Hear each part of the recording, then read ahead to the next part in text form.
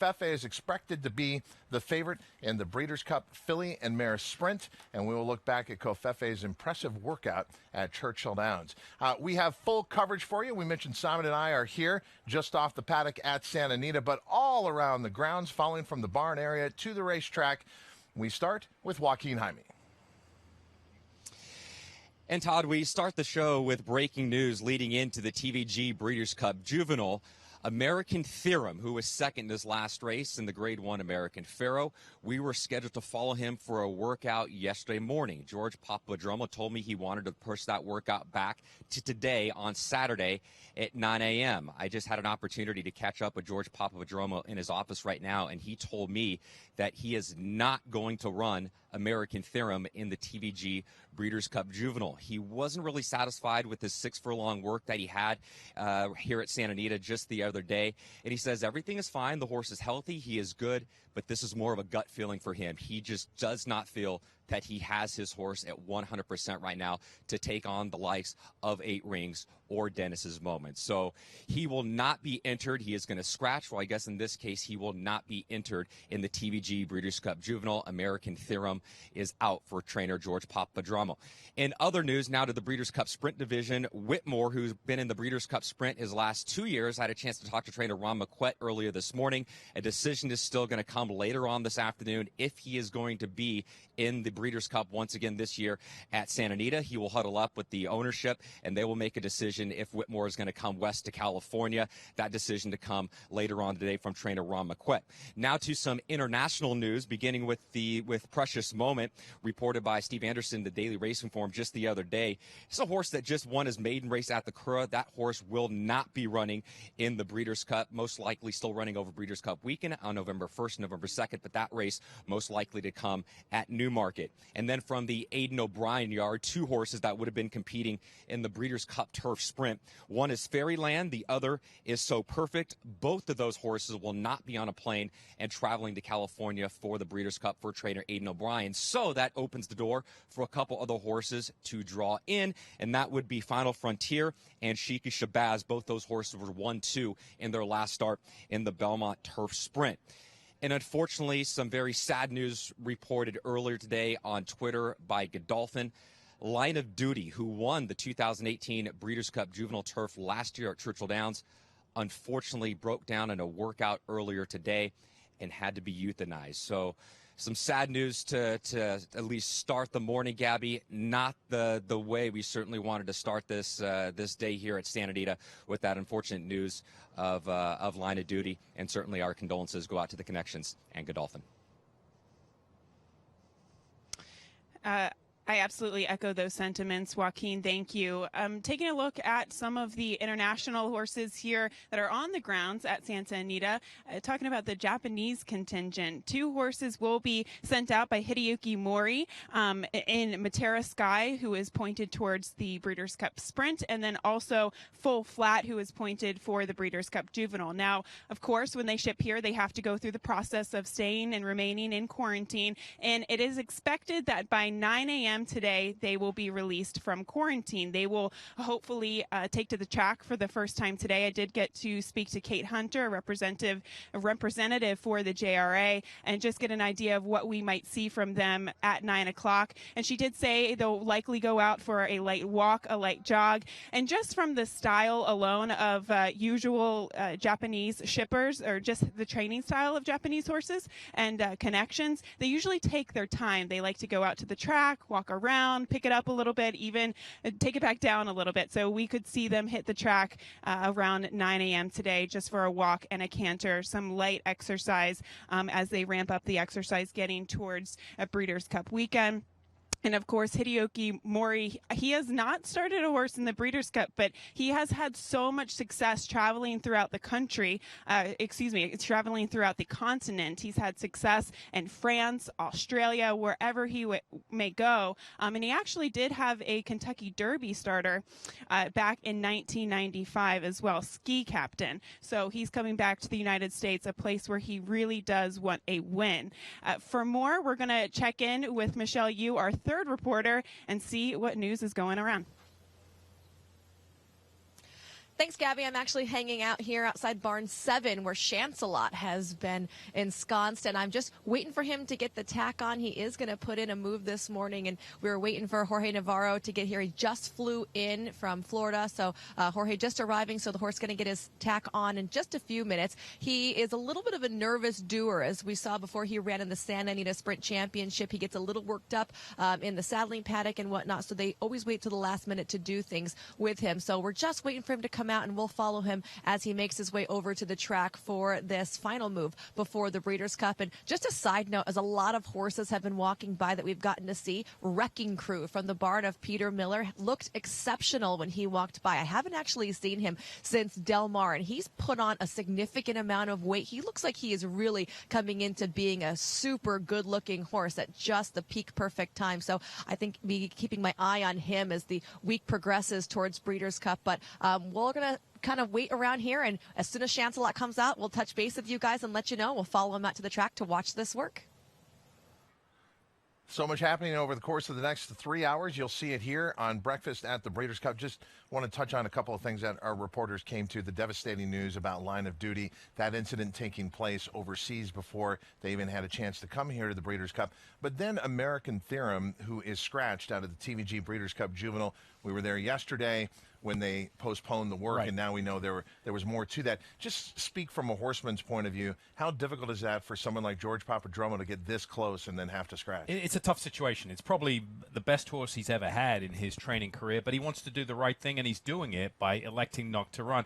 And look, nothing might have showed up yet, but if you're a true horseman, you know in your heart of hearts that if a horse doesn't work quite as you're accustomed to doing so, that there's clearly some underlying issue. There's a reason why. Usually, obviously, horses can't speak to you. You have to be there every day and observe the differences in their behavior and in their work patterns. He's obviously observed one of those differences, elected to bypass the race. And if something's not showing up today, I guarantee you in 5 to 10 days, something will show up, will surface, that will force him maybe to be on the sidelines for a little while. And that just speaks to the health and well-being of our equine athletes is of paramount importance with everybody involved in this industry. And George Papadromo, although that's disappointing to scratch, it just shows again where the priorities are in this sport. Let's take a look at one division that always gets a lot of attention over the 2 days at the Breeders' Cup, and that is the Breeders' Cup Turf, which usually precedes the Longines Breeders' Cup Classic. And we're looking at United in the gate as we go out to the track. And is that a little unusual in your mind to see a horse like United preparing for a race like that and going to the gate? No, absolutely not. Not from the barn of Richard Mandela. He won't be. I'm sure he's not breaking from the gate. Usually just standing a schooling session to get accustomed again to the starting gate. You know, repetition. There's nothing that you can benefit more from, with the horses. There is repetition, doing the same thing. They're creatures of habit. We hear that term all the time. And just repetition, getting reps, and horses become comfortable with it. He's probably fine, but it's just covering your bases. And out on the track, Wicked Whisper and the Breeders' Cup Juvenile Fillies. Now, this was a situation we covered yesterday. Wicked Whisper having a local workout where Steve just thought it was too slow, 5.5 furlongs and 103 and 3, so brought her back just a few days later to work what he felt was a proper 5 furlongs. Exactly. She went a little quicker, went a minute with Aaron Greider in the saddle. And this is her out of her work. This is just a routine gallop, a typical Steve Asmussen gallop. And you can tell, what these horses do in between their workouts. The pace is a lot slower, and she's just going to probably do this right up until the race, one would imagine. Wicked Whisper, part of the Breeders' Cup Juvenile Fillies, which will be on Friday. Future Stars Friday, highlighting the 2-year-old races as part of the Breeders' Cup. And Wicked Whisper has been very impressive in her 2 career starts, a maiden debut win at Saratoga, and then the Grade 1 Frizette, where she took the lead and never looked back and finished up a good time, a mile in 1:35 and 4. Daughter of Liam's Map out of the Bernardini mare Ziana, bred by Sienna Farms in the Commonwealth of Kentucky. That's Wicked Whisper doing some maintenance prior to the Breeders' Cup Juvenile Fillies. That'll be Friday, November 1st here at Santa Anita. Other divisions to take a look at, and under the cover of darkness, here is Acclimate preparing for the Longines Breeders' Cup Turf. Yeah, this was earlier this morning for trainer Phil D'Amato, and a horse who's spent the majority of his career recently on the turf. He's won 3 out of his last 5 starts, including his most recent effort, second over this turf course, going 1.25 miles. Of course, they'll be going 1.5 miles, and that's not a big difference for him. And he's just looks like a routine workout. This was at 6:30 this morning. And he has great success here at Santa Anita, and he is a horse that likes to get on the engine early, and you kind of see that in the workout here as well. But this is a horse who likes to take fields gate to wire, and this would prove to be a pretty tight work here. Yeah, it would. I mean, you got to remember, a year ago, this horse was competing in a 25,000, known as a 2 lifetime claimer. I mean, his ascent over the past 365 days, culminating in a victory in a Grade 2 down at Del Mar, has been tremendous. I mean, they've done a great job with him. He broke his maiden for $20,000. You could have purchased him for $20,000.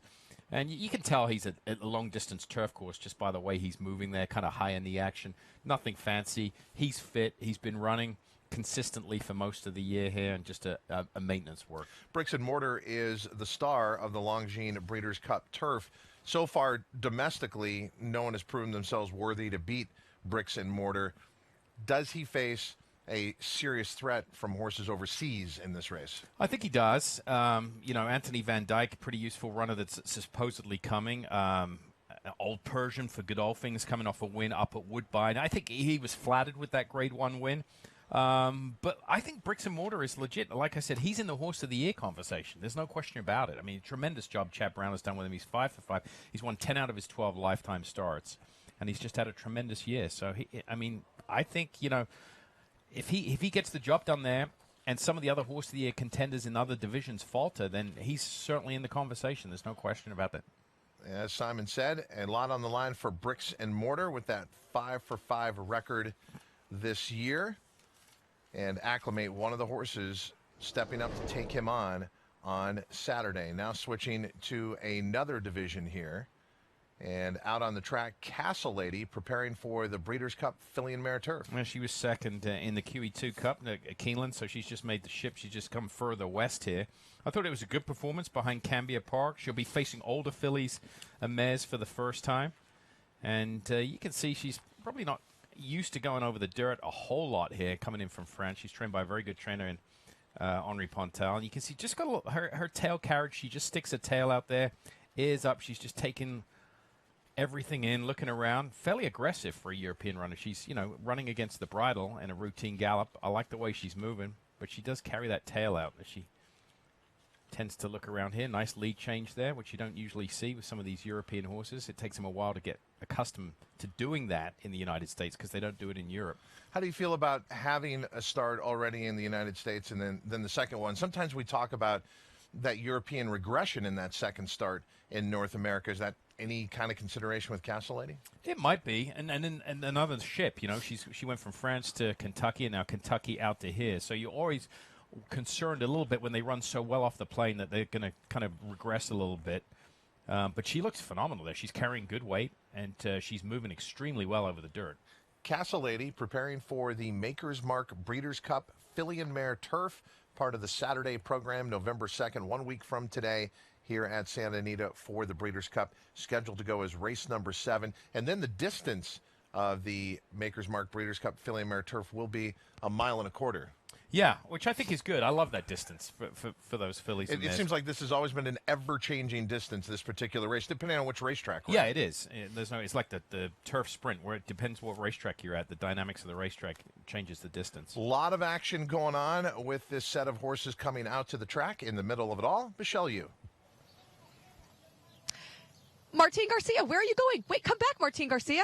Martine Garcia just ran by the barn, and he's actually supposed to be riding Chancelot. Jorge Navarro, did you tell Martine he had to, maybe sweat off some pounds, or is he running late right now? I don't know. Paul told him that I was here, and he's trying to make it on time. Let's talk a little bit about what you're expecting today from Chancelot. You know what? Last week, when I worked him, he was supposed to be a 48-inch change, and, Martine didn't know him real good. And you know what? He came back and apologized numerous times, and I said, listen, how slow can you go? You were just sitting on him. So I'm going to do the same thing, all right? Same workout of last week. I'm going to tell him I want the same replica because this was the workout that I wanted right here. So, listen, guys, you guys saw the video. How much can you slow him down, right? How much you let him out there and go do his thing? How's he been doing it since shipping in here? I know when we saw him before this Santa Anita Sprint Championship, he's a little bit of an edgy type. Has he really settled into being here now that he's been here for a couple weeks? He's loved it. He loves it here. Code has changed. His attitude's changed. Appetite, amazing. Amazing, you know what? Running with Omaha Beach, I thought he was going to back away from his feet up, meaning that he wasn't going to eat every day. You know what? He's cleaning up the feet up every day. So that's a good report. All right. Listen, they don't talk about that. They let you know when they're doing good. And just want to talk a little bit about the rider swap that's going to be happening for the Breeders' Cup. What went into that decision? You know what? It was a group decision. All right. Jaramillo, he's still a big part of my team, and he always going to be a big part of my team. You know what? Owners, myself, we wanted to go try something new. What's going to be his schedule like between now and Breeders' Cup? After today, just keep him happy. Seems to be pretty easy. He's a pretty happy-going little horse, right? Yes, sir. All right, well, we'll be watching his work. Thanks for joining us. Thank you, guys. Guys? Chancelot is an enigma to me because if you watched his Amsterdam, he was all of a sudden being declared the fastest horse that the world had ever known. I mean, it was really remarkable. 6.5 furlongs in 1:14, winning by 12.5. I had a chance to talk to one of his owners, Albert Crawford, before they came out for the California Sprint Championship, and he relayed to me they had an offer of $10 million on the table after the Amsterdam. A lot of that riding on what happened going forward, and what happened going forward is they didn't win the next two races. Is Chancelot as good as he was in the Amsterdam, or was that an aberration? Was that a race that was so good that he hasn't really come back in a lot of ways? We've seen it, right, with certain horses, good horses across the years. You know, they run a huge number, and it just happens. Everything on that day, particular day, goes well. I mean, I'll reference Arrogate in the Dubai World Cup. Wasn't quite the same after that performance. Go all the way back to Bellamy Road in the Wood Memorial. Huge number, one race number, and wasn't never the same since. So, yeah, I mean, there's some question marks to me there with Chancelot, whether he can come back to that. He's obviously very, very talented, no question about that. And Martine Garcia going out on a different horse, but you will see him aboard Chancelot in a very important workout coming up for the Breeders' Cup Sprint. And you heard from trainer Jorge Navarro has made the trip all the way in, so just stay with us here. There's trainer Mark Glatt walking off the track, but a very, very busy morning here, just 1 week out from the second day of 2 days of championship racing for the Breeders' Cup. And as we said, very fluid as well. We're going to be catching a lot of this live. We're going to be also catching you up on previous workouts. But a glorious morning in Arcadia, California. You're watching Breakfast at the Breeders' Cup, presented by TVG.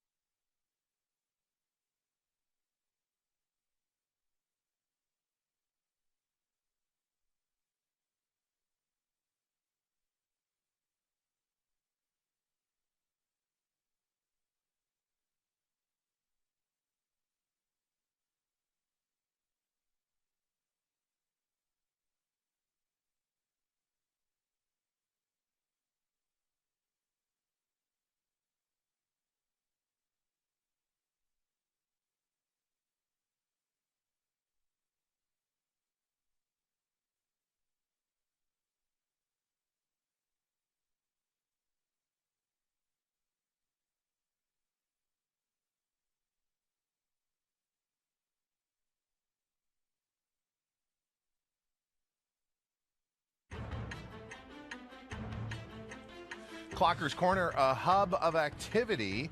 And you can always see where Bob Baffert is with his shock of white hair. Yep. And standing next to him is Drayden Van Dyke, who has become one of his go-to riders over the last couple of seasons. No question about that. Just mulling things over. Peter Urton to the left there. And that place will just get busier and busier as the week continues, leading into Friday and Saturday. You know, one thing about Bob Baffert, while obviously he's a great tactician and, you know, his horses come out perfectly prepared, he does scout out the competition. Oh, yeah. He loves to be down there and Let me watch tell you. other workouts and know what he's up against. He knows 90% of what's going on outside of his own barn as well. As far as I think he was very impressed with Dennis's moment. Yes, for last sure. couple of works In the TVG Breeders' Cup Juvenile. Bob Baffert has a big chance in the Longines Breeders' Cup Classic. A lot of talk about McKenzie and the rider change. Higher power for trainer John Sadler, trying to make it back-to-back years that he were to win the Breeders' Cup Classic. Did it with Accelerate last year.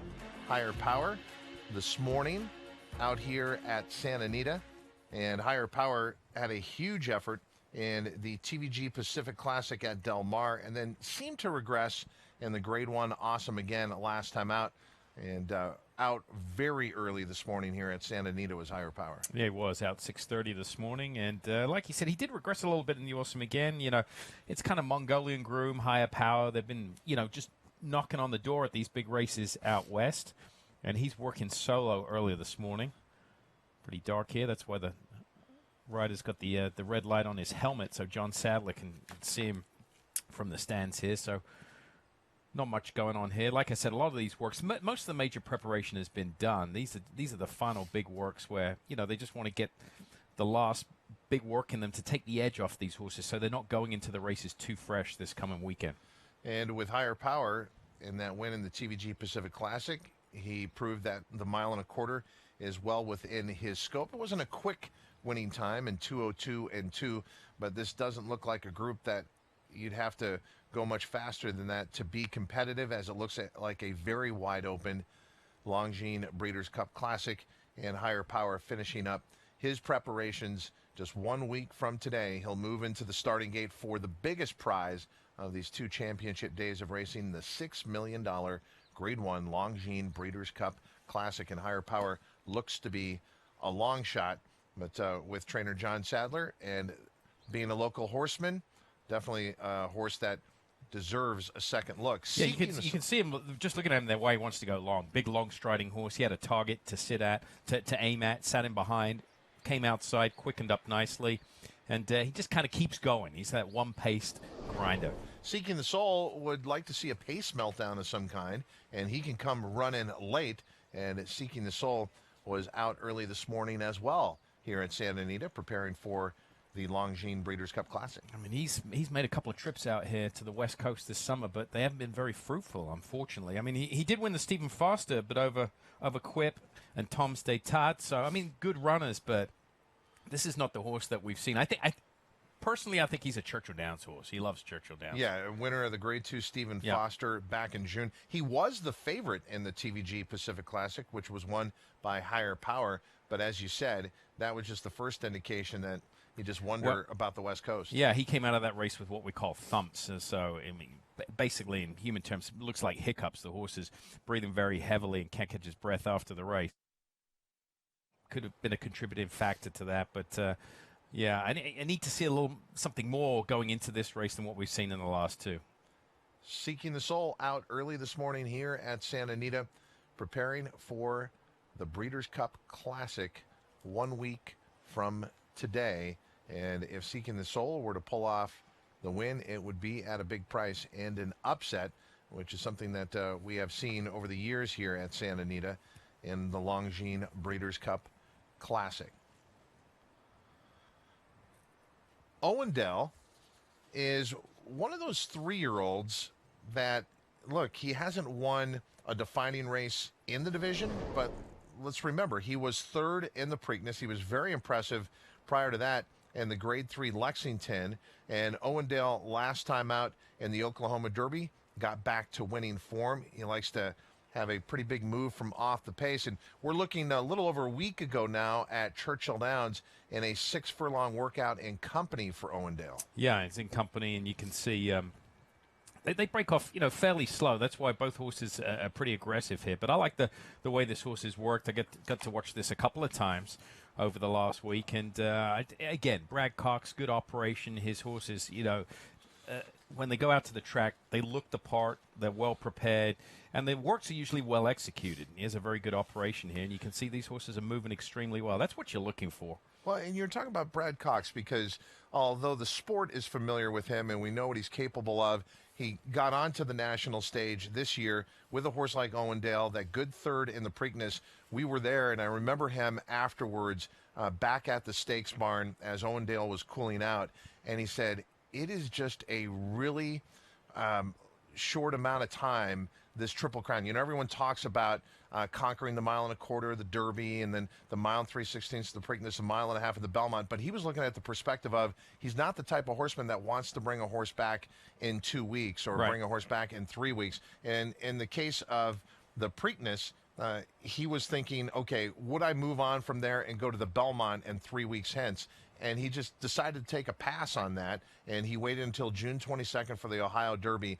But, Brad Koch learning, the rigors of the Triple Crown, and sometimes as a trainer you got to step outside of your comfort zone if you have a horse that fits that. But he's really handled Owen Dale perfectly and put him in spots where he belongs, given him enough space. And so, look, this will be a big moment for Owen Dale, obviously, in the Longines Breeders' Cup Classic.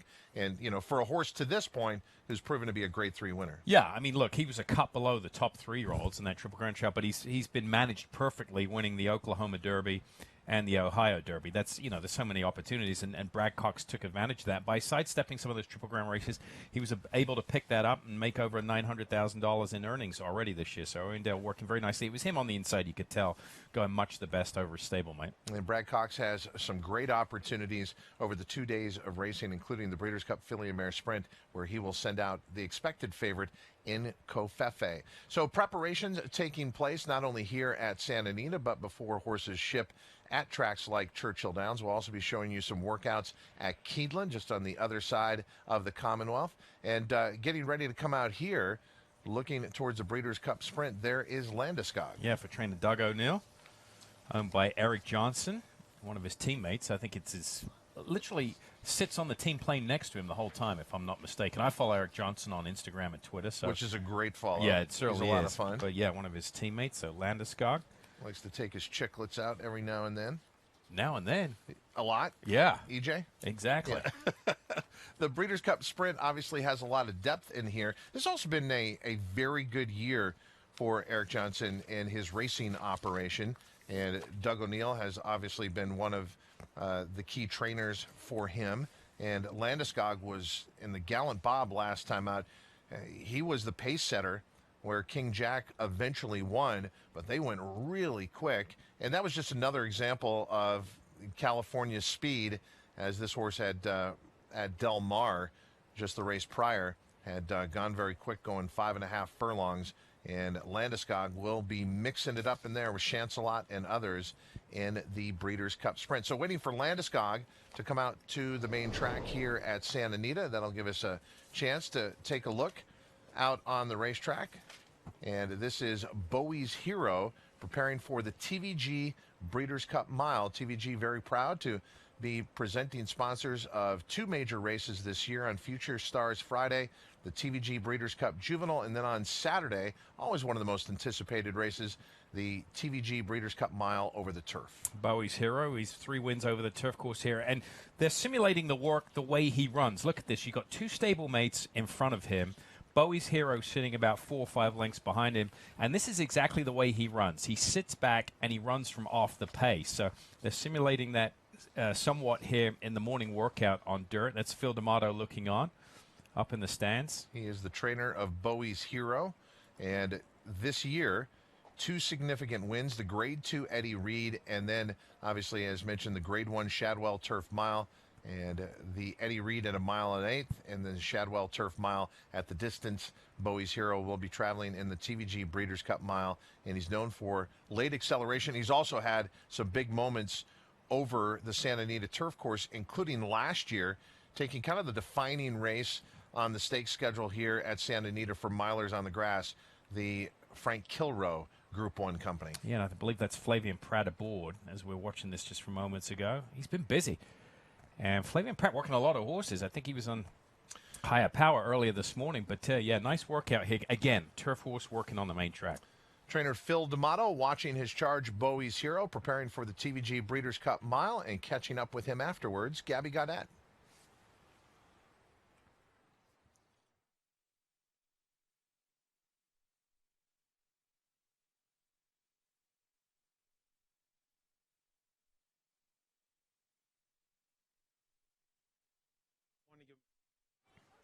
All right, so we have some technical difficulties there.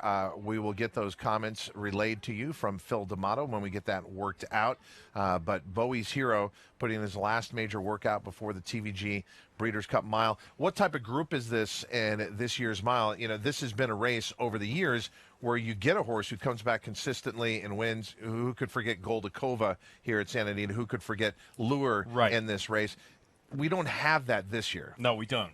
Either with the Europeans or with the domestic-based horses. It's wide open race. It reminds me, it's kind of handicapping-wise like the Classic. I mean, there's 6 or 7 horses that have a great chance in there. We need to see how some of the Europeans arrive this weekend, how they settle in. But, yeah, we don't have that marquee horse that we've seen in this race in years past. Okay, we're going to try it again, going back to Gabby Gaudet with the trainer of Bowie's Hero. Well, we just saw Bowie's Hero work on the training track. And Phil, tell me about the work. What were your expectations for it? You know, he's never a great workhorse on the dirt, but Flavien knows him really well. But I want to give him a target and just sharpen him up. With a half-mile breeze, he broke off about 4 or 5 behind a pair. He seemed to reel him in pretty good. He really accelerated nice the last eighth of a mile and galloped out really good. So that was exactly what I wanted to see, and you know, we'll bring him back. I'll watch him cool out and scope him, and I think we're locked and loaded. You seem pretty happy about this work. Yeah, I was, and like I said, he's not how he breezes on the grass when I get him down to Del Mar and dirt are night and day. But for the dirt, this was a pretty big breeze this morning. For those of us who are joining that don't really know your MO, why was the decision made to work him on the training track? I breeze pretty much 80-90% of my horses on the training track here, especially the grass horses. Tight turns, deeper track is kind of almost more like a synthetic kind of feeling to it, and they seem to handle it really well, and that's kind of my take on it. And then I kind of train my dirt horses on the main track. But, that for him and how he breezes on the training track, that was, to me, a top-notch drill for him. Awesome. One final question. Mirth, when are we going to expect her to see the work from her? She'll also breeze on the training track tomorrow at 7:15. She had her strong breeze last week. This will just kind of be a maintenance 5/8 breeze, and hopefully she'll be ready to go also. All right. Thanks so much, Phil. Thank you. All right, that's very important information getting directly from the trainer. And it also speaks to the fact that, Simon, we don't watch these horses every morning. We're watching just a couple of workouts, essentially a snapshot in their career. So we don't know their habits. And Phil pointing out sometimes his horses are not good workhorses, particular individuals. And it's also where they're at. So that was fantastic information about Bowie's Hero. But you have to talk to the connections and understand what they were looking for. Exactly. You've got to know your horse. And coming through in that interview, Phil D'Amato knows his horse. He's seen that horse work plenty of times. He's had 21 starts. He's watched him work. He knows what it is for him to work on the training track here. And like I've said, look, training horses, 90% of it is just paying attention and being present, because you need a point of reference to whether horses are changing from day to day. And once you start with that point of reference, then you can gauge where they're at, whether it's in behavior or in training patterns. And, to me, the best horsemen just pay attention, and that's what you got to do. And you also have to work in concert with the rider, be that the exercise rider or the jockey who might be aboard for the workout, and catching up with the jockey of Bowie's Hero immediately after the workout, Michelle Yu. Okay. Flavien, can you tell me how your work went? We couldn't see from the training track. No, he went good. He's well, obviously, I mean, he's a turf horse, so on the dirt he's not showing much, but he did everything as usual. Thank you. Guys, Bowies Hero walking back after his training a little bit more track detail work. from trainer Phil D'Amato, and matter of fact with Flavien Prat. But to the point of Flavien Prat, this has been a coming-of-age year for him. Yeah, there was controversy around the Derby, but ultimately he was aboard the Derby winner. Yep. So already in his young career, he's got that Derby win, and then he went on to a Queen's Plate win up in Canada, and now Breeders' Cup is giving him some other big opportunities. Yeah, he's got a lot of opportunities. He's, locally, and it's on the circuit here throughout Southern California. He's had a tremendous year. Big Del Mar. Why do you think French riders have done so well in American racing? Because you can add to Flavien Prat, obviously, prior to him, Julien Leparoux, who's running away with the rider standings at Keeneland, and Florent Giroux, who's been consistent. Why French riders, why have they been able to adapt to American racing? I think it's getting the ability of horses to relax. Everyone talks about European riders getting the horses to relax. As we all know, in Europe, the pace of racing is much slower in the early stages. They're all huddled up and they accelerate late. In France, in particular, they go extremely slow. So my feeling is if those riders can get horses to relax, go in that slow pace, when they come to the States and the tempo is more upbeat, they do a great job. They have a good sense of timing as far as when to produce horses in the middle of a race and at the end of a race. So they've done well. I mean, we're talking about Florent Giroux, we're talking about Julien Leparoux, and Flavien Prat, just to name a couple. So, I mean, they're really dominant right now across the country. We're just getting started here. Breakfast at the Breeders' Cup, presented by TVG. When we come back, more horses headed to the racetrack. You'll see their preparations live here as we're just 1 week away from the second day of 2 days of championship racing.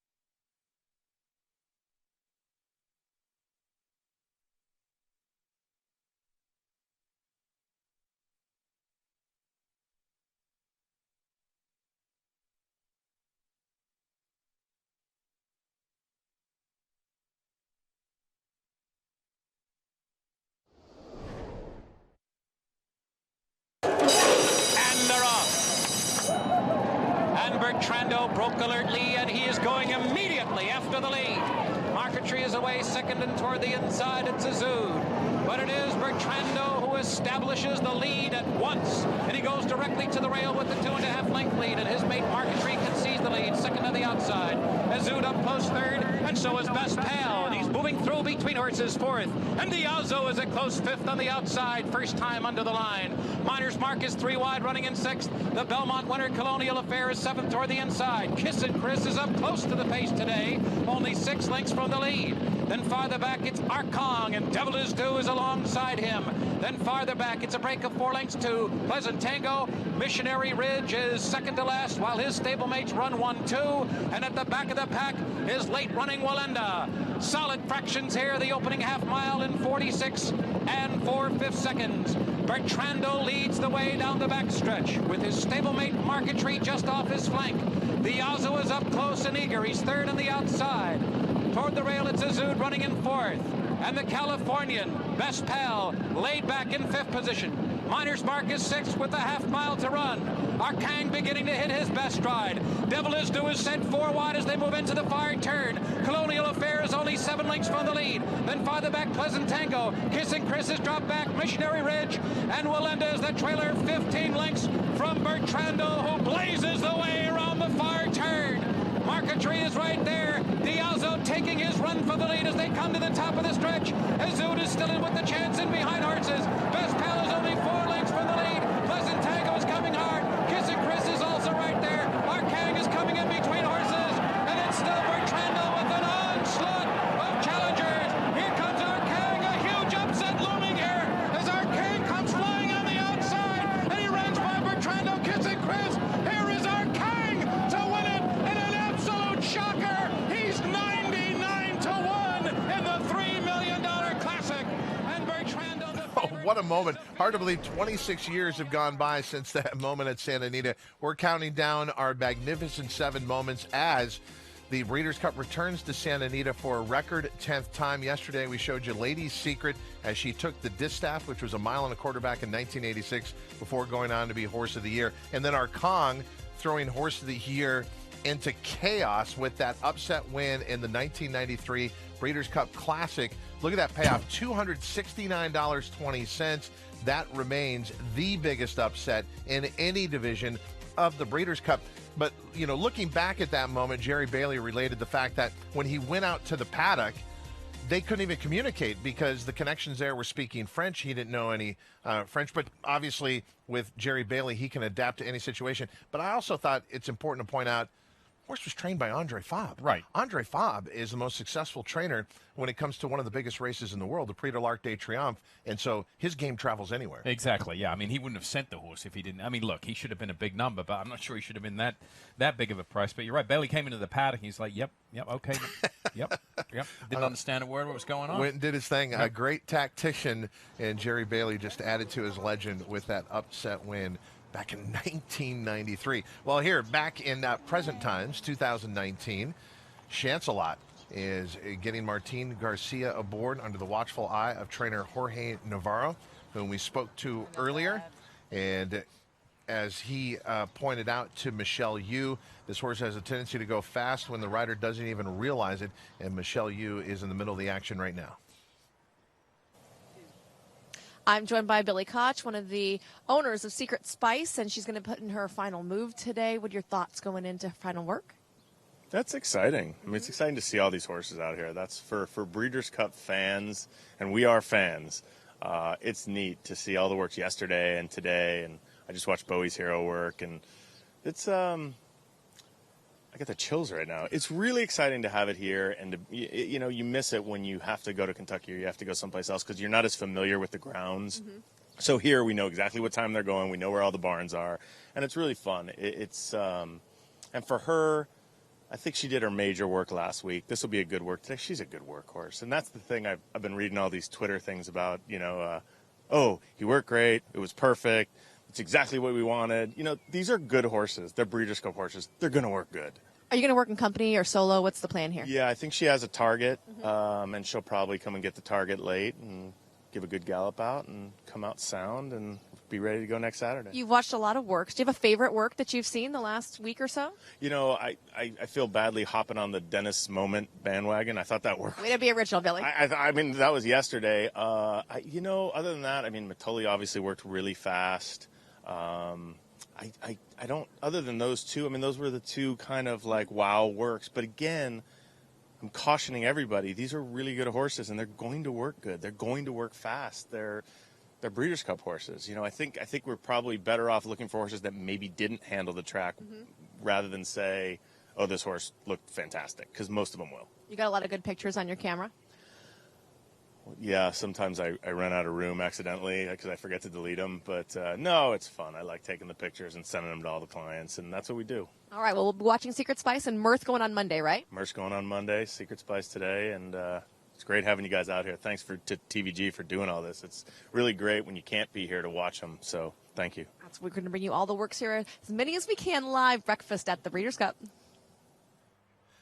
Well, yeah, Little Red Feather is a racing partnership that Billy Koch manages, and they have a website. So he's taking pictures, and those will be up on the website for the partners to take a look at. One of the partners that Little Red Feather is with in Secret Spice is celebrity chef Bobby Flay. Yeah, Bobby Flay bought into this horse a couple of starts ago, I do believe, and we had him down at Del Mar earlier this summer when she ran a decent second. So he's also a Breeders' Cup ambassador, so I'm sure he'll be out here for the weekend's events and races. Looking forward to that. What about the assertion that Billy was making? You almost want to look for a horse that isn't handling the surface. But what about the idea that will the surface that they're working out 1 week prior to the Breeders' Cup be the one that they're going to get come race day? Right, exactly. I mean, usually it's a little different, and that's the idea. The reason why you work them over the track is to get used to it. So even if they have maybe a subpar work, you don't know whether they're going to improve out of that work, whether the track's going to be the same. But I wholeheartedly agree with his comments, and we've said it time and time again on all these work shows. All these horses, these are horses at the upper echelon of this business. They're all going to look good. They're all going to work well. We saw yesterday, Michelle, you reporting from the Clockers Corner there, where we had all the times. Everyone was like, they're a little quicker. Yeah, because, okay, maybe the track's a little faster, but the horses are a lot better, right, than what we're seeing here on a daily basis. So you want to look for negatives rather than positives. Chancelot, live look at him, getting ready to go to the track. Joaquin? Leandro got Landeskog walking to the track right now. What's he going to be doing this morning? He's going to go a half a mile and just a regular work and a little bit of a gallop out. And that's pretty much it. That's the last touch. He's in the Breeders' Cup Sprint. He's one of the fastest horses in the race. Are you expecting a fast work today? No, because Abel knows what to do with him, so I don't expect faster than 47. So 48, 49, that, for us, that would be perfect, and I believe he will do that now. What other Breeders' Cup horses do you have working this morning? Today, no, but we have one who's working named Ocean Fury. He's entered for the Twilight Derby. He's working around 8. We'll let you catch up with Landeskog, and we'll talk to you later. Sounds good. All right, take care. Another wave of horses coming out onto the track, preparing for the Breeders' Cup. We'll be back with more Breakfast at the Breeders' Cup, presented by TVG, right after this.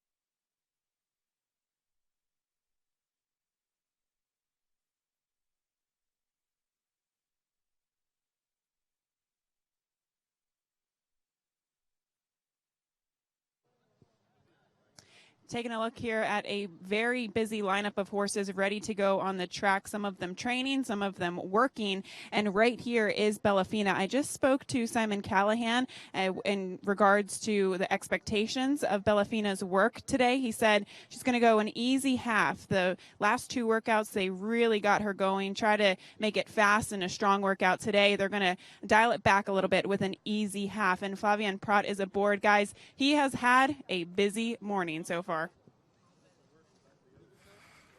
Simon, as we look at these divisions, so we're looking at horses in the Breeders' Cup Filly and Mare Sprint. We're looking at horses in the Breeders' Cup Sprint.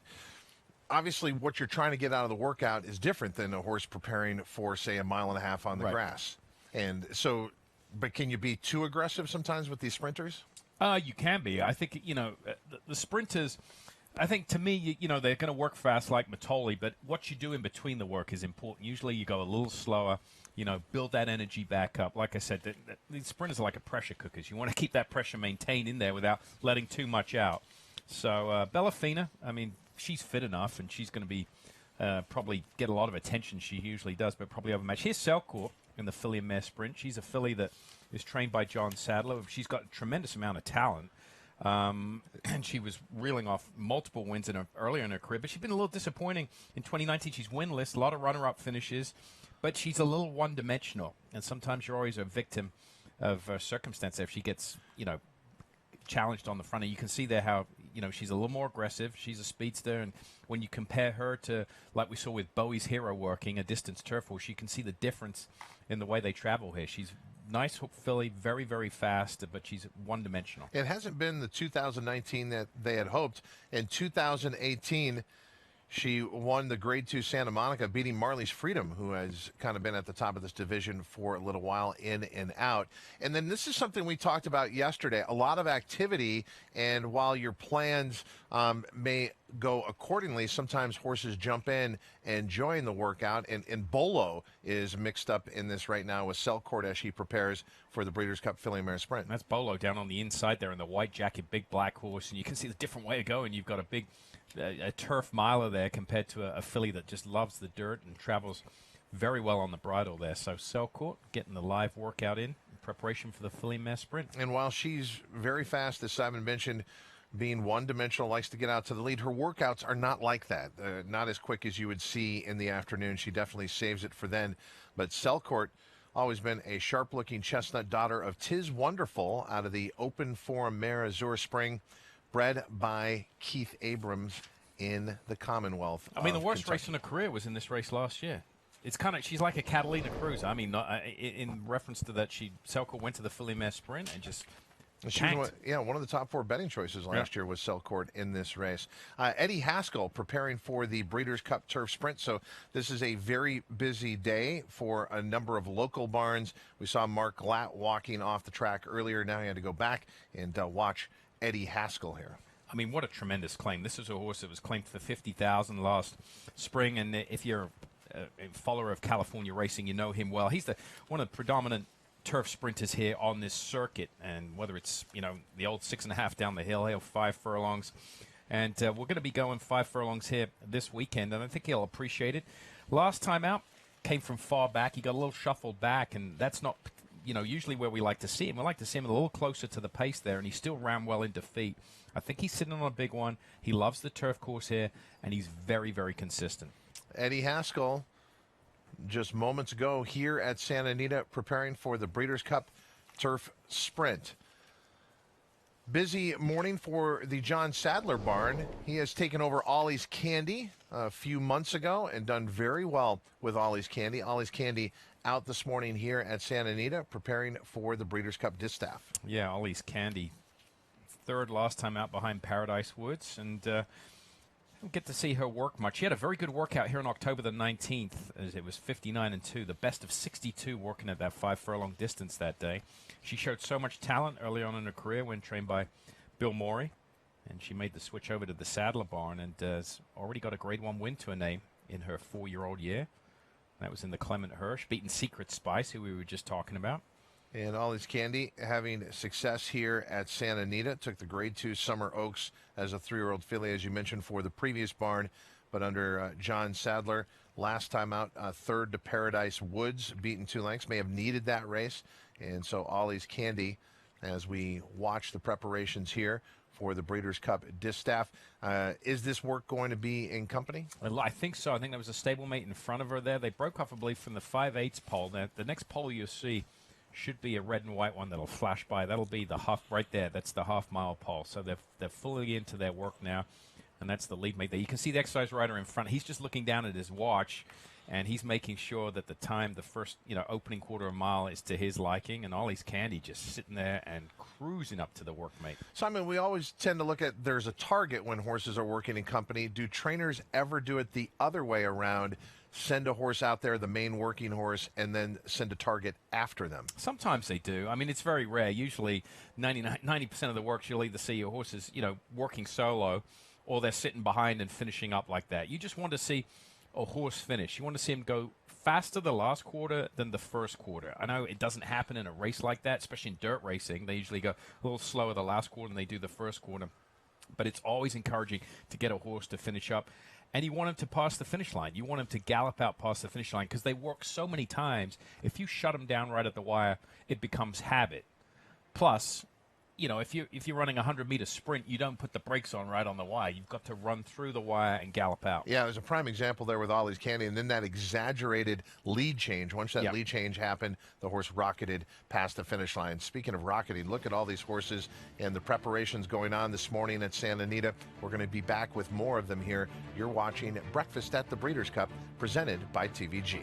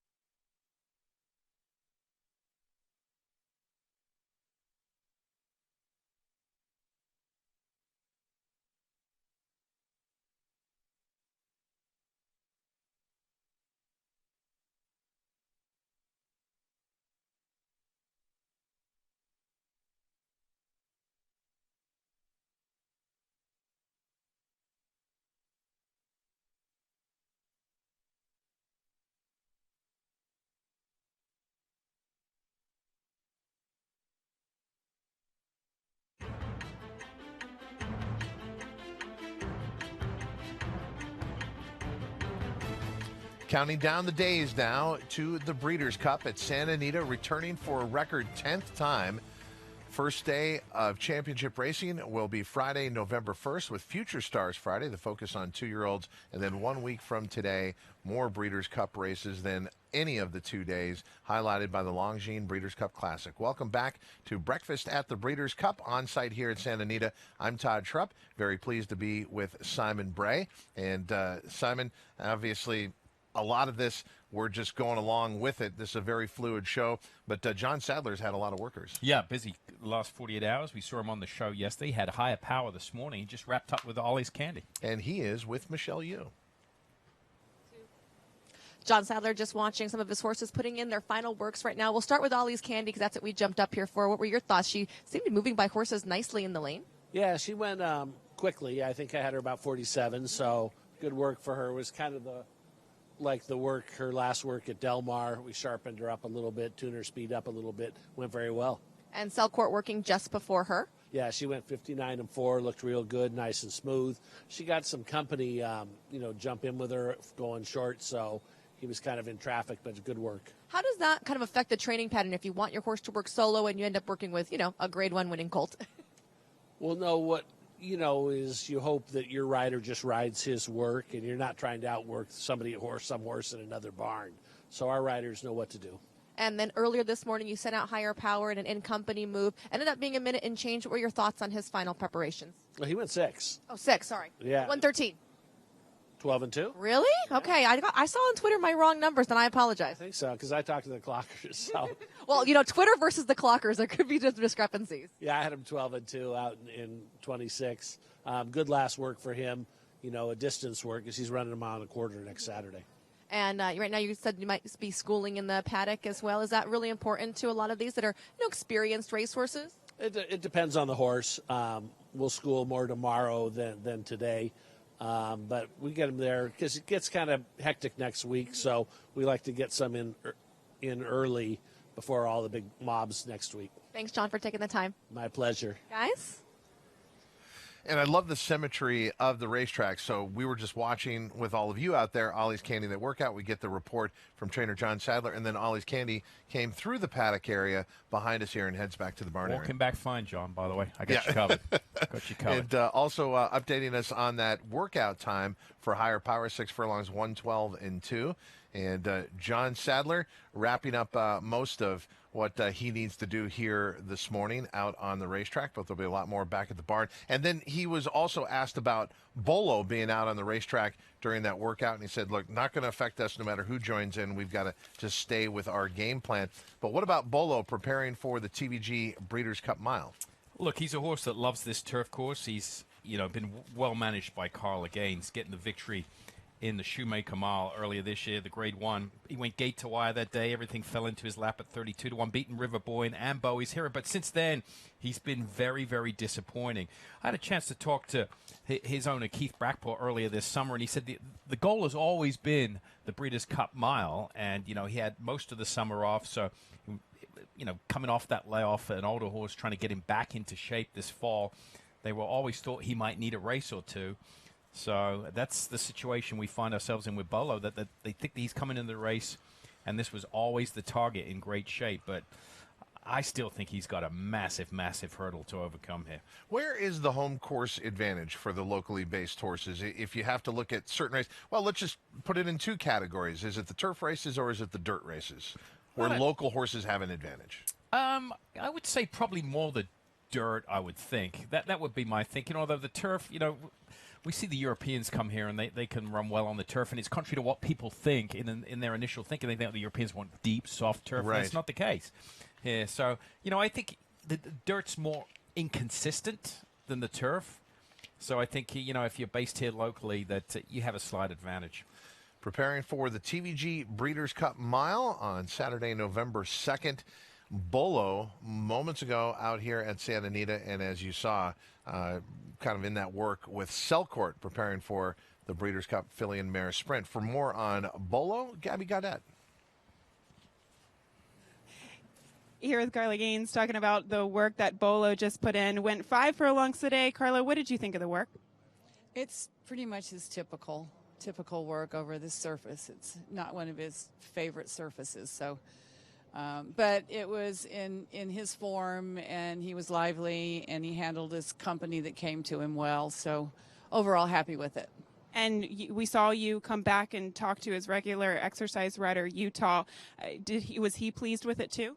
He was very pleased with it, and he said it was better than last week. So, and he was happy with last week too. So we're all happy. And he's had a lot of experience on him, hasn't he? You're telling me off air that he's been on him since 2? He's been riding him since he was 2 years old, so he knows him pretty well.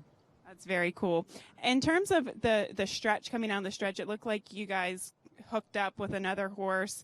Your thoughts on that? Does it matter? No, not really. I had company for him anyway, and when the other horse was going 5/8, kind of interrupted it, but it really wasn't a big deal. The big deal was that Bolo finished in front, even though they broke behind him. Well, Carla, in terms of his last 2 races, how do you kind of dissect them, and are there any excuses that you can give for him? His race at Del Mar, he had a very legitimate excuse in that he just wasn't ready to run. We were just kind of stuck in a position and timing, and we didn't really want to ship him anywhere because he's he likes these firm, fast turf courses, and you never know what you're going to get when you ship. So his last race, I miffed. He did have an outside post. But, I have no excuse for that race. Hopefully he won't repeat that. Well, on his best day, he's definitely superb and definitely fits in this race. So thank you so much for your insight, and best of luck in prep for him for Breeders' Cup weekend. Thank you. And Carla, touching on something that you emphasized yesterday, and that is when you're watching turf horses work out over the dirt, remember, it's not their preferred surface. So if they labor over it, don't put too much into it. And she's basically saying that with Bolo. Yeah, she is. And then the question for those that really, watching for the first time, are like, well, why don't you work him on the grass? If they, he's working on it didn't look that good. Why didn't you work him on the grass? The flip side of that is if you work him on the grass, maybe they'll do too much a week out from the Breeders' Cup because that's their preferred surface. So it's a balancing act. You want to get it exactly right. Earlier, we heard from Billy Koch, the managing partner of Little Red Feather Racing. He was walking out to the racetrack with Secret Spice. Little Red Feather and Bobby Flay will be represented in the Breeders' Cup Filly and Mare Sprint with Secret Spice. He also mentioned that she's a very good workhorse, and so they expected that it would be kind of her routine today. She has a tendency sometimes to turn in a bullet workout, meaning the fastest workout of the day at that particular distance. So Secret Spice out on the track here this morning at Santa Anita, getting ready for the Breeders' Cup Filly and Mare Sprint. Let's take a look at that workout and see if indeed how much she picks it up here as she will eventually break away from the pony horse. Yeah, I mean, with a filly that has the propensity to work a little fast, at this stage of the game as a trainer, you're sitting in the stands and you're just keeping your fingers crossed that they don't go too fast. That's the big worry here in a situation like this. So hopefully she can get around there in good order, and she's being taken to the, to start off her work with the pony there. What do you think ultimately about the move to come back to the 7 furlongs of the Breeders' Cup Filly and Mare Sprint when she's been essentially competing in races that would have led to the Breeders' Cup Distaff? Yeah. Well, and here is as we're taking a look. Yeah, she is. She's breaking off in the workout here, and you can see you see why she doesn't work in company there, because she would get very aggressive. She's traveling very, very nicely here. Gets over the ground extremely well. And that is Secret Spice out on the racetrack here, working alone after she breaks off and continuing to work picking nicely. It up. Yeah, she's got a target in front of her, but that's, I don't believe, a stablemate, if I'm not mistaken. Again, this was just moments ago, so she's just, that's 2 of the stablemates in front, so I don't know whether that was by design. She was to sit back there and sit behind him. But in any circumstance, she's rating nicely. She's not getting too aggressive. She's, listening to the commands of the rider there and just gliding over the surface. What a pretty mover. Yeah, and should mention she's cross-entered, obviously, with the Filly and Mare Sprint as well as the Breeders' Cup Distaff. And Santa Anita is a track that she's very familiar with and does obviously like. Secret Spice finishing up her workout here moments ago. Yeah, she was working on her own. She caught a couple of Dan Blacker trainees there, I think, if I'm not mistaken. So she relaxed nicely. And again, you heard, that she was an aggressive filly. I like the way she relaxed. She wasn't pulling too hard on the rider, switched off nicely and behind those horses there, and quicken up when asked. And we've been covering Secret Spice from the time she got ready to the track through the racetrack, and Michelle Yu has more. Walking back with Martine Garcia after working Chance a lot. You were looking for times. You didn't get a time? I know how fast. I don't know if they get it. He was really good. Did he? Compare his work to his last time that you got to work him. Similar? You know what? Last time, that was the first workout they run, and he was fresh. He was really good. But today is fit. So it's different.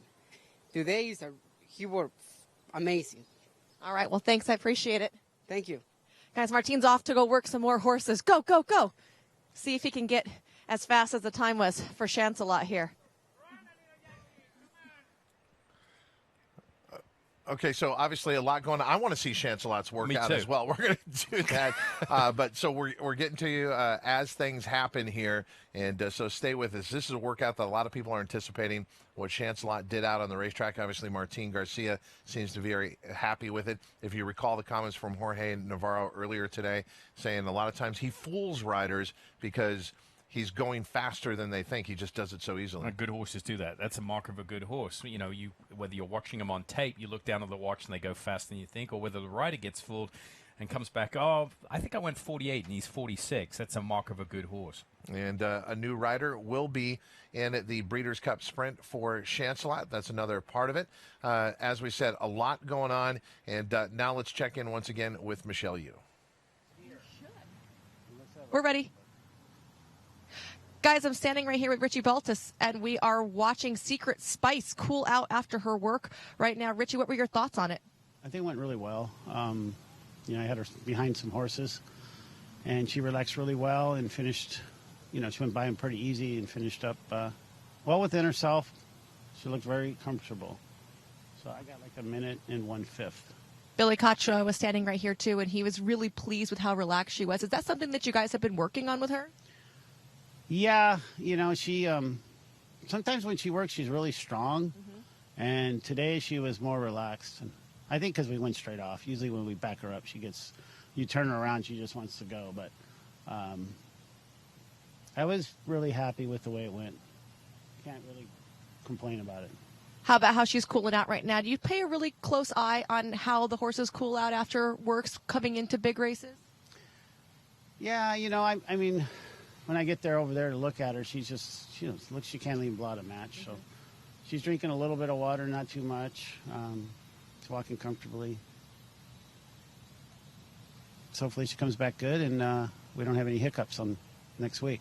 Thanks, Richie. Thank you. Secret Spice here cooling out, guys.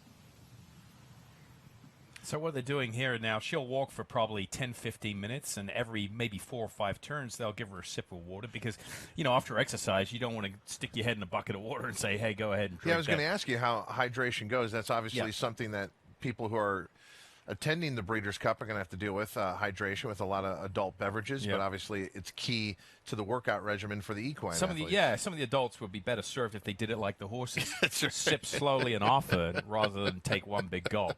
There's so much fun to be had at the Breeders' Cup. If you haven't purchased your tickets yet, you better get on that. That's November 1st and November 2nd. We're inside of a week now. 2 championship days of racing here at Santa Anita as the Breeders' Cup returns for a record 10th time to Arcadia, California. Mongolian Groom shocked everyone in the Awesome again, and then a big decision for the Connections. Would they spend $200,000 to supplement to the Longines Breeders' Cup Classic? And they have. Yeah, they would spend $200,000. They've made $500,000 this year, so they went ahead and wrote that check, and he was an upset winner of the Awesome again at 25-1. Although, like I said earlier, he'd been running against some of the better horses out here on the West Coast without converting, without getting that big victory. He'd run against Catalina Cruz, a high power. He was behind him, of course, Preservationist. He went to New York, and the plan was for them to go to Japan and run in Japan's premier dirt race after that victory. And then all of a sudden they had a change of heart. I think when they saw that the classic picture was becoming more wide open, it was a home base for him. And then all they had to do was write a check for $200,000. And bred by the legendary Calumet Farm, what a bargain Mongolian Groom has turned out to be. Purchased for $12,000, has earned nearly $600,000, and now lining up in the starting gate for the $6 million Longines Breeders' Cup Classic. And then Calumet just announced that Hightail, the sire of Mongolian Groom, after getting a lot of publicity after the Awesome again, is returning to their farm for a season there. Out on the racetrack, and this very busy Saturday morning Fair Maiden for the Breeders' Cup Juvenile Fillies Turf. I think we saw her yesterday, if my memory serves her right, from her past work for Owen Hardy. Like I said, she was third in the Natalma. And so we saw a work from her yesterday. And, you know, like I've always said, the day after the work and maybe 3 days after the work is the most important thing. You want to see how these horses move and come out of it. And she's just taken an easy gallop around the racetrack here. And the Breeders' Cup Juvenile Fillies Turf, part of Future Stars Friday, will be contested as race number 8 on the card, going a mile over the turf here at Santa Anita. And with Fair Maiden, a horse that we, as you said, we talked about yesterday, having been up in Canada. Both starts on the turf were on yielding turf courses. Daughter of Street Boss out of the Smart Strike Mare Shield Maiden, and is a homebred for Godolphin, trained by Owen Hardy. Fair Maiden moments ago here at Santa Anita, preparing for the Breeders' Cup Juvenile Fillies Turf. She had a couple of wins going into that Natalma that were very impressive. I thought she ran well. I was very impressed with the winner of that race, who's also pre-entered in the Juvenile Fillies Turf. That's Abscon for Eddie Keneally. She's a good-looking daughter of Blame. So I think that race may turn out to be fairly productive. She's galloping lots of equipment on there. You see she's got her blinkers on. Looks like, yeah, which to me, maybe she just trains in them, because I don't think I've seen a race in them. I'll have to confirm that. And she has a sheepskin noseband on across the top of her brow and the nose there. More to come here on Breakfast at the Breeders' Cup Saturday morning, a glorious morning in Arcadia, California, and more of the important preparations when we return after this.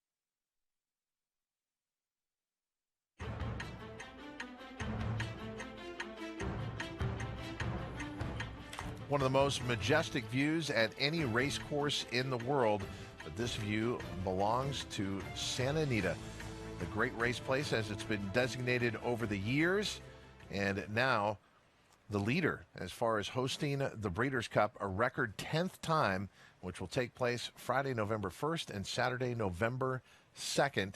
2 days of championship racing. You're watching Breakfast at the Breeders' Cup, presented by TVG. Omaha Beach has had a trying year. He was one of the favorites for the Kentucky Derby, unfortunately had to scratch, and the connections had to be very patient, but it appears like it is coming together as Omaha Beach has returned to the races, beat Chancelot in the California Sprint Championship here at Santa Anita. So got an important Grade 1 win there. And now the question out of that race was where ultimately he would go. He's going to end up in the Big Ass Fans Breeders' Cup Dirt Mile. I think that was the right decision, and I'm not here to, justify Richie Mandela for the calls he makes. He's a Hall of Famer, but he was thinking of the sprint, he was thinking of the Dirt Mile, and he was thinking of the Classic. And as we've kind of touched on yesterday, the Classic probably, he would have been a major player in that race. But you and I have had this conversation before. If this was just a regular 1.25 mile race on any given Saturday in November, I don't think he would be making that move from 6 furlongs to 1.25 miles. So he's not getting, there's not too much hype around this weekend for him. He's staying level-headed, Richard Mandela, making the right choice for the horse. And this was Omaha Beach back on the 23rd of October. 59-3, a nice 5-8 workout with his regular jockey and Mike Smith aboard. So I like the fact they're going in the Dirt Mile because I think the 6 furlongs, although he beat Chancelot here locally in the most recent race, I think it might be a tougher spot for him. He can make a little step forward. A mile will be very good for him. Ultimately, 1.25 miles next year is certainly within his reach, but not at this stage after a long summer on the sidelines. How hard was the effort off that layoff from April to October to take the Santa Anita Sprint Championship? He won by a head. Was it a measured head? Did he have a lot more to offer? Or was it a taxing race? I think he had a little more to offer. I mean, it was a game effort. I thought he might have got headed at one point. He did dig deep, but we're coming out of that race into this work, and I don't see any ill effects here from that race. Look at him. Mike Smith just lowers down in the saddle, and he extends and takes that cue. Hardly has to do any encouragement to get him to quicken up. He is one of the grandest looking horses. And again, when you're talking about the best horses in the world, so many of these horses have physical attributes that others do not. And so it's easy to get caught up saying, no, that's the best horse I've seen in quite some time. They're everywhere, but Omaha Beach manages to stand out. And Papa Mandela has also just talked about he's one of his favorites with his personality and everything that he's been able to overcome. And he's been extremely well managed. I mean, I said that earlier this year. And if you're a numbers person, I'm not particularly, don't pay a whole lot of attention to the numbers, but there's been general progression since he broke his maiden. You haven't seen that dramatic leap forward like a Chancelot where they can't get back to that. He's still on the improve, and it's going in the right direction, I think. Omaha Beach, the expected favorite for the Big Ass Fans Breeders' Cup Dirt Mile. That'll be race number 6 on Saturday here at Santa Anita. Gabby? Well, you can see behind me horses are being loaded off of the van here, and this is actually the Mark Casse contingent from Kentucky. So they're just getting in. This is Got Stormy, Peace Achieved, and Perfect Alibi. They look good. Looks like they've traveled in order, and good order, excuse me, and they're going to be walking in the barn. Probably walk for a little bit, cool off, get a bath, and go about their day. But it looks like the entire Casse camp is now here at Santa Anita. Looks like Gabby wanted to jump up on the van and help bring those horses off. After all, she is the daughter-in-law of Mark Casse. And Mark Casse comes to the Breeders' Cup with some huge chances. Got Stormy was one of the great stories throughout the course of the year as she beat the boys, not only beating the boys at Saratoga over the turf, but then setting a course record in the process. The other part to that is she came back inside of a week's time with that effort, and Got Stormy is part of what is a wide-open TVG Breeders' Cup Mile on the turf. Yeah, I mean, that was always the plan to go to the 4-star Dave, I think, off that quick turnaround. Gary Barber, the owner, was at Del Mar, and as soon as they crossed the wire, he said that they were going to point to that race, and boy, did it pay off. She was the favorite in the Woodbine Mile. I was there for that race and saw her in person. She looked very good, but sometimes that, going back to that one-turn configuration, that stretch can be a little long. And horses get a little lost out there in the middle of the racetrack down that long stretch. Mark Casse said he thinks she'll like Santa Anita. She likes the firm turf, the tighter turns. So I think there's a lot to like about Get Stormy. That effort in the 4-star Dave, we talked about how remarkable it was. That final time was 1:1:32 over a very, very firm turf course. Got Stormy at Churchill Downs with her major workout October 19th, going 5 furlongs in 101-1. Let's stay in Louisville and Kentucky And we're going to watch down the stretch here at the last part of the workout for Peace Achieved, preparing for the Breeders' Cup Juvenile Turf. Yeah, nice workout there in tandem. Nothing fancy. That's what you want. Horses, when they work in company like that, heads up, they just get more competitive, and you don't have to ask them a whole lot. They'll do it within themselves and do it on their own. So I like the way both those horses finish up there in Peace Achieved. Of course, from Mark Casse coming off that win in the Bourbon, it was a solid effort. Sat just off the pace that day and got up by a neck. And the 5 furlongs completed in 59-3 for Peace Achieved. This back on October 18th, so going back just about 8 days ago, and part of Future Stars Friday in the Breeders' Cup Juvenile Turf will be Peace Achieved. So as we said, before horses ship out, a lot of them having major workouts at their local bases. For more on what's going on in Kentucky, Gabby Gaudet. Todd, thank you. Of course, we saw a lot of horses work out yesterday, but even more today. And I mentioned yesterday that there was going to be a lot of rain overnight in Louisville, Kentucky. They did get a lot of rain, and the track was sealed, but it was sloppy. It was sloppy sealed track that some of these workers had to deal with this morning. One of them, first and foremost, that started the day was Owen Dale. He went out at 5:30, and the rain had been coming down, but it was definitely a tighter surface at that particular time. Brad Cox was very happy with this workout because his last workout was kind of messed up. If you remember, he worked in company with Pioneer Spirit. He was supposed to stalk him and then finish up and pass him down the lane. That did not happen, but luckily today it did happen. They changed the workmate there to pole setter, so he got a nice workout over that sealed surface, 59.4. We also saw Arklow put in his final work there for Brad Cox. He was in company too with Pioneer Spirit, the horse who kind of screwed up Owen Dale's work last week. He went in a minute.4, a really good gallop out too. And then 15 minutes later, we saw Mr. Money take the track. And the track did have a lot more moisture on the surface. And there were a lot of horses that kind of worked in a very short amount of time. So he didn't necessarily work over the same surface that Owen Dale did, but they did get him in 49.60 seconds. And Gabe Saez was aboard Mr. Money, who will, of course, be riding him in the Breeders' Cup as well. So 3 very important workouts in Kentucky despite the weather.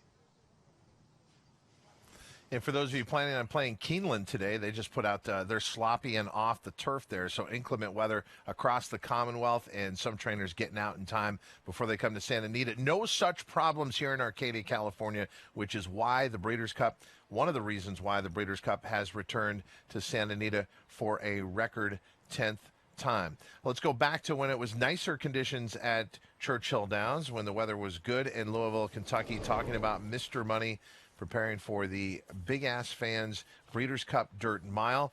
This is 1 week ago on October 19th, going 5 furlongs at Churchill Downs, Mr. Money. Yeah, this is 59-2, and see what an aggressive workhorse. You can see some of the difference in. We've seen a number of works over the last 48 hours now, and how some horses are a little different. This horse doing it all on his own here.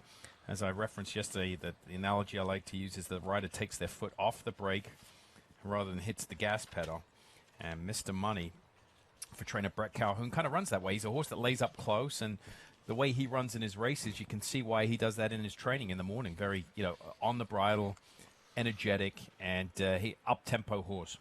The 3-year-olds trying to show where they belong against the older horses in various divisions of the Breeders' Cup, and Mr. Money's going to take his shot in the Big Ass Fans Breeders' Cup Dirt Mile, and shortening up out of the Pennsylvania Derby, where that was that upset by Math Wizard, who will go on to the Longines Breeders' Cup Classic. But prior to Mr. Money finishing second, beating the neck in the Pennsylvania Derby, he had a 4-race win streak at a variety of distances, from a 1-turn mile in the Pat Day Mile at Churchill Downs to a 1.8 miles in the West Virginia Derby. Ultimately, they're settling here on the 1 mile at Santa Anita, which for all of you familiar is a 2-turn mile. Last year, this race at Churchill Downs, a 1-turn mile on the main track. Yeah, post position is going to be key in this race. We touched on that yesterday a little bit about how post position can really affect a horse's chance. In a lot of races, it won't. I don't think the distance turf race, it'll make much difference, but the sprint turf race, and I think this race with that short run into the first turn,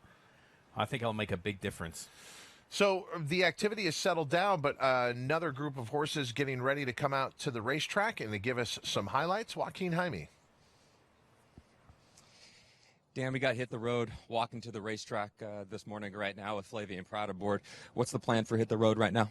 He's just going to work an easy half, really nothing fancy. He worked a nice half last week in company. Today he's just going to work solo just to really just kind of open his lungs. We're not looking for much at all, so hopefully that goes to plan. Training track or on the main track? On the training track, for some reason, a lot of the grass horses prefer the surface on the training track, and he's one of those types. Not all of them, but he's one. We've worked him on the main track previously, and he definitely works better on the training track, so he's happy there. We keep him in that normal routine. This is your first Breeders' Cup starter. Seems like the horse is calm, cool, and relaxed. How are you holding up? A little anxious. Just want everything to go smooth, that's all. We'll let you go watch him. Thanks, Dan. All right. Well, and Dan knows what it's like, any trainer does when things don't go according to plan, but particularly with Hit the Road, they had a start scheduled at Del Mar. Unfortunately, the horse got sick, could not start. They had the ownership in town. It was very disappointing, so they had to wait until the Zuma Beach here at Santa Anita, and it was worth the wait.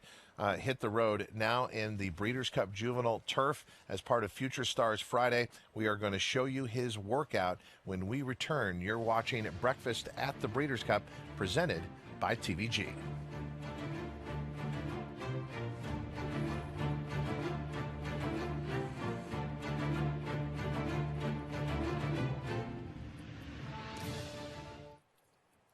You should have the camera on him clocking the...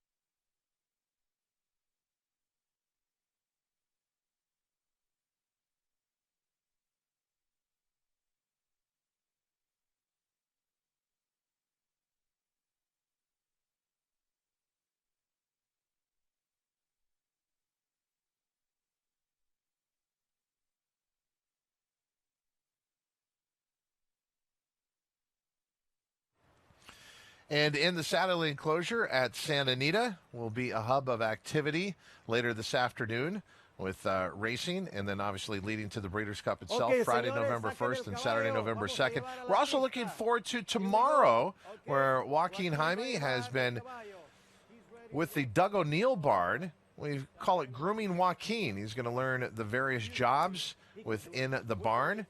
Looks like he's getting a leg up there, but I don't think they're going to let him out on the racetrack, even though he's all dressed up as an exercise rider with the flak jacket.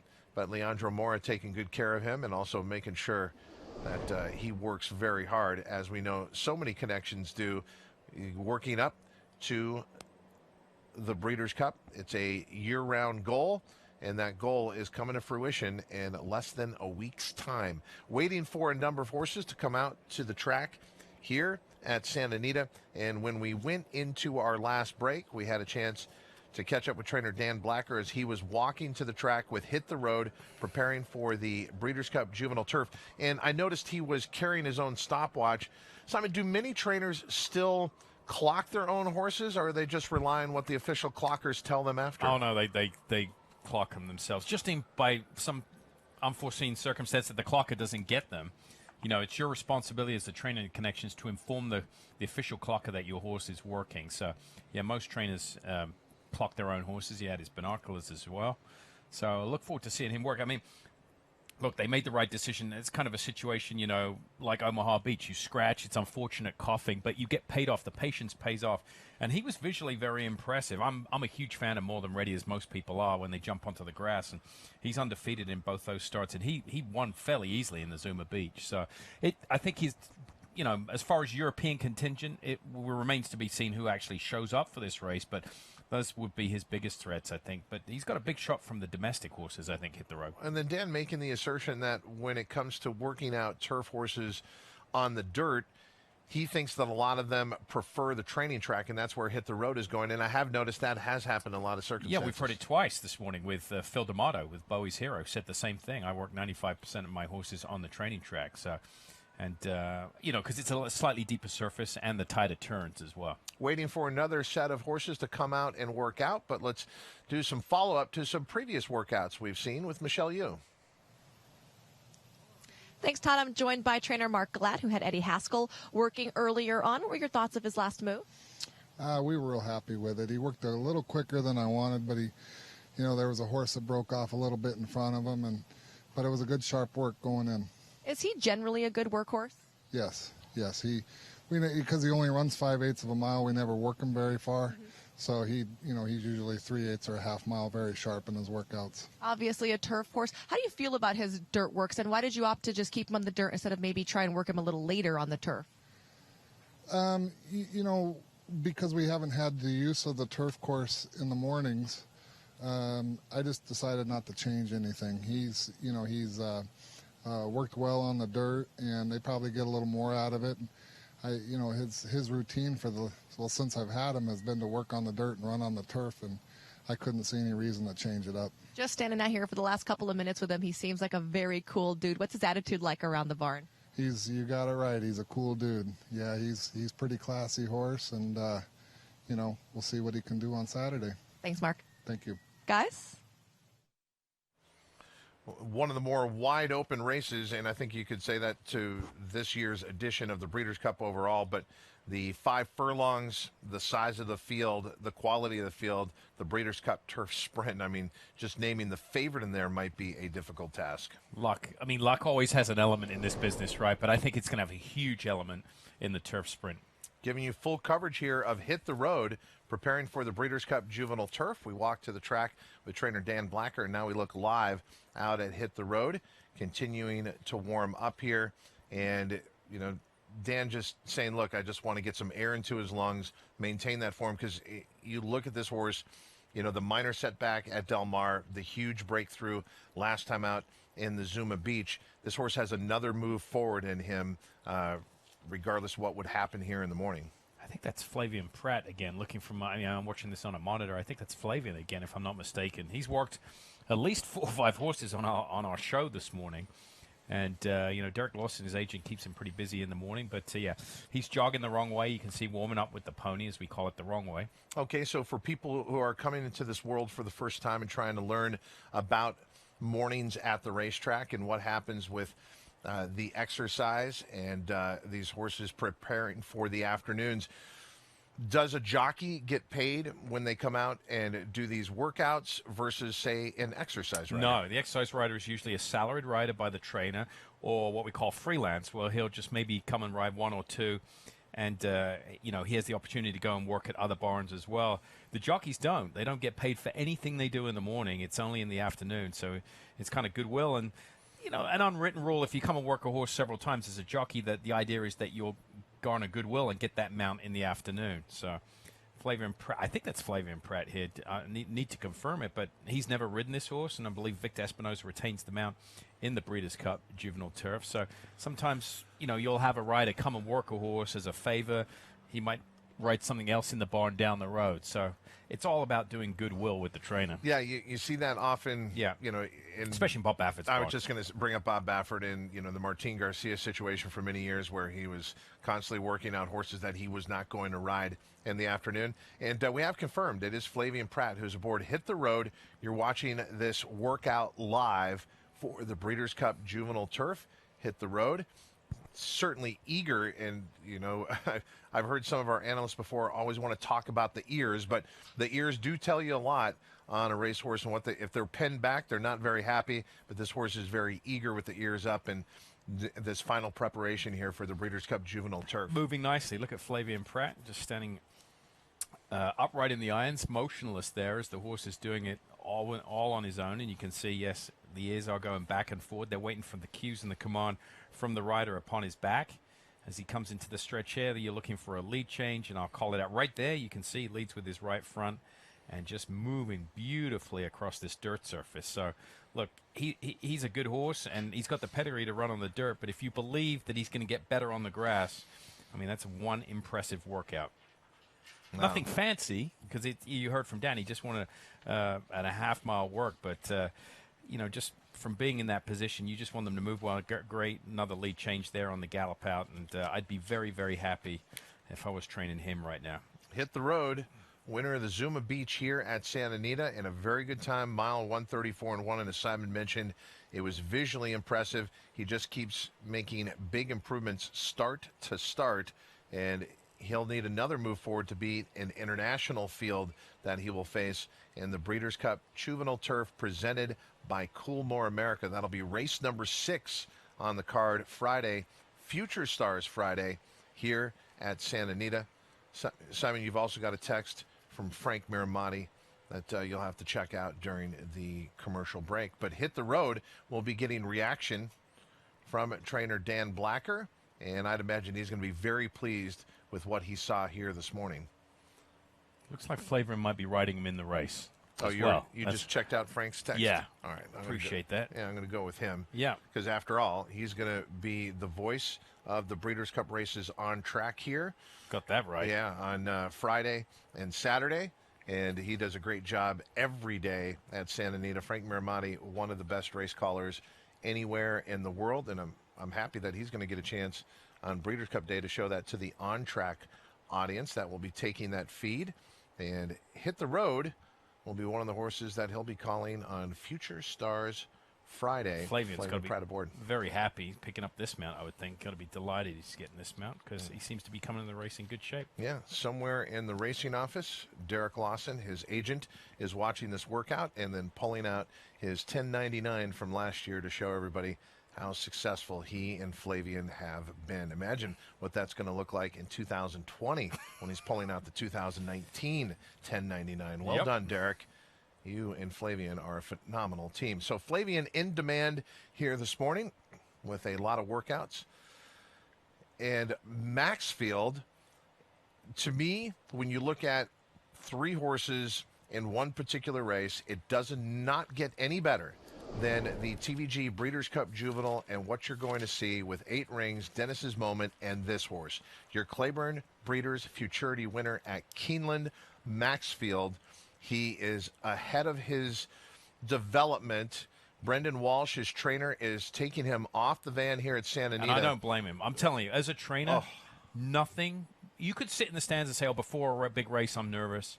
Before a workout, I'm nervous.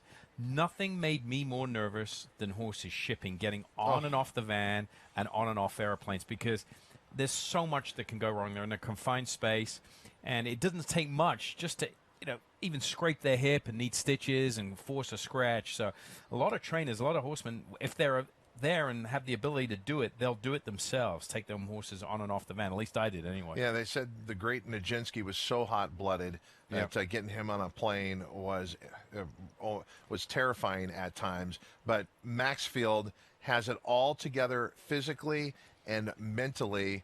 And again, we're talking about a horse that's just starting his career. He's in his 2-year-old season. Maxfield arriving here at Santa Anita. Gabby? Well, you guys are mentioning Brendan Walsh taking him off of the van.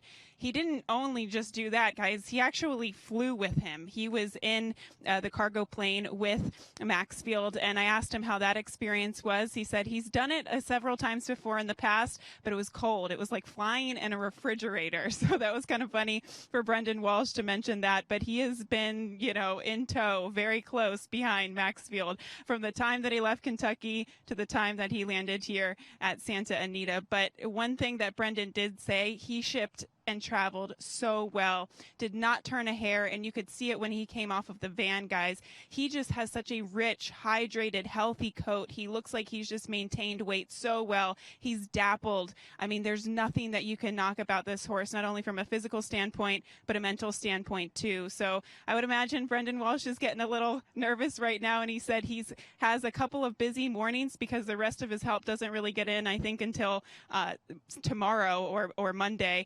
So he's going to be busy making Maxfield at his best, but shipped really well, guys.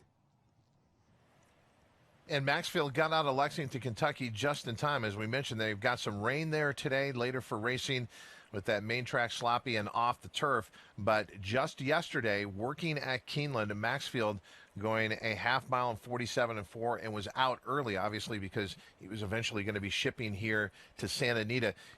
One of the defining TVG Breeders' Cup Juvenile moments, everyone talks about Arazi and the move that he made to win the TVG Breeders' Cup Juvenile at Churchill Downs, and then he would go on to be the favorite the following year at the Kentucky Derby, make a similar move and flatten out. But I look at Maxfield's move in the Claiborne Breeders' Futurity, and it reminded me of that. Maybe not the electricity that everybody felt. But he went from 8th to 1st. It was awesome. In a hurry. And so if he duplicates that here at Santa Anita, look out. Well, watch this work. This was an absolute standout work. I know it's only 47.4. It's only a half-mile workout in company, but it's just the way he does it. It kind of simulates the race a little bit. He's sitting off his workmate, but look at him just cruising up there.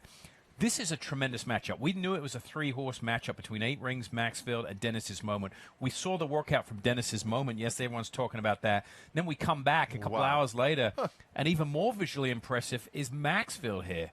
So, I mean, the stage is set for a big head-to-head matchup here between Maxfield and Dennis's Moment, at least off workouts here. This was really nice. And you don't want to do too much before you put him on an airplane. Remember, this was 24 hours ago.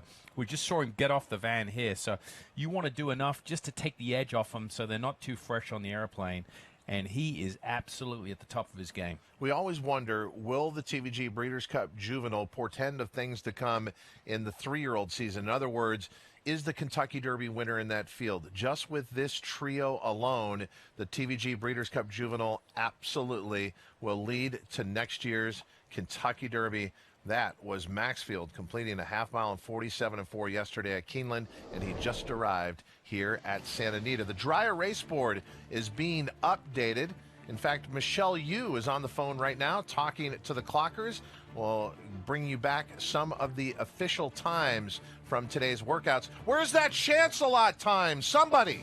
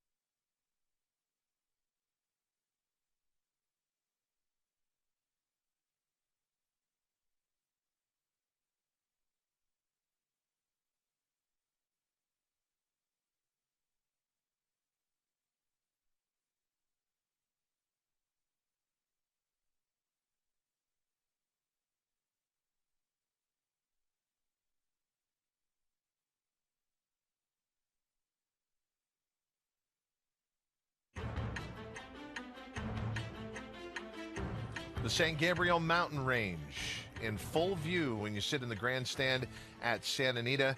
Hopefully you have your tickets. It's fast approaching. The Breeders' Cup for a record 10th time here in Arcadia, California, Friday, November 1st, and Saturday, November 2nd. Welcome back to Breakfast at the Breeders' Cup, presented by TVG.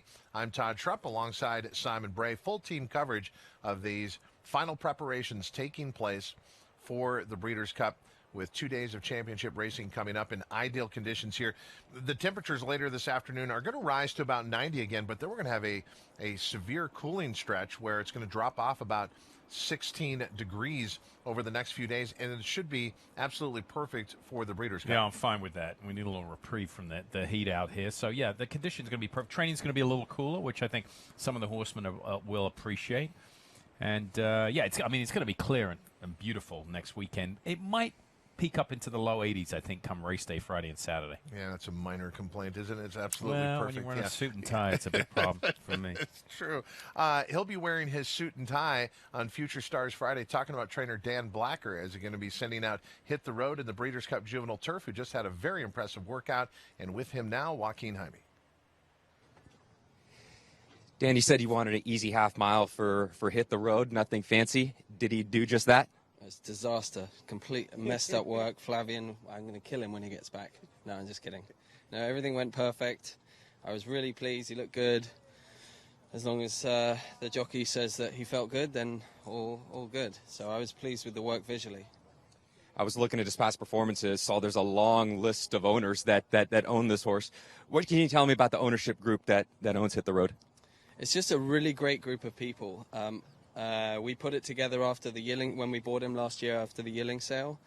And some of my old guys like Rick Gold and Dan Cuttings, some new people like the Millers and Taste of Victory. So it's just, but everyone in it's just really thrilled to have a Breeders' Cup horse. And I'm just thrilled for them as well. I mean, it's just everyone's really good guys. We got a crazy sizable offer after his last race and no one wanted to sell. So it was really cool to be, just be part of a great horse with a great group of owners. I'm really fortunate. So, Flavian Pratt worked him his last two workouts. The guys were talking on the set. Who was going to have the mount? Can you confirm that Flavian is going to ride?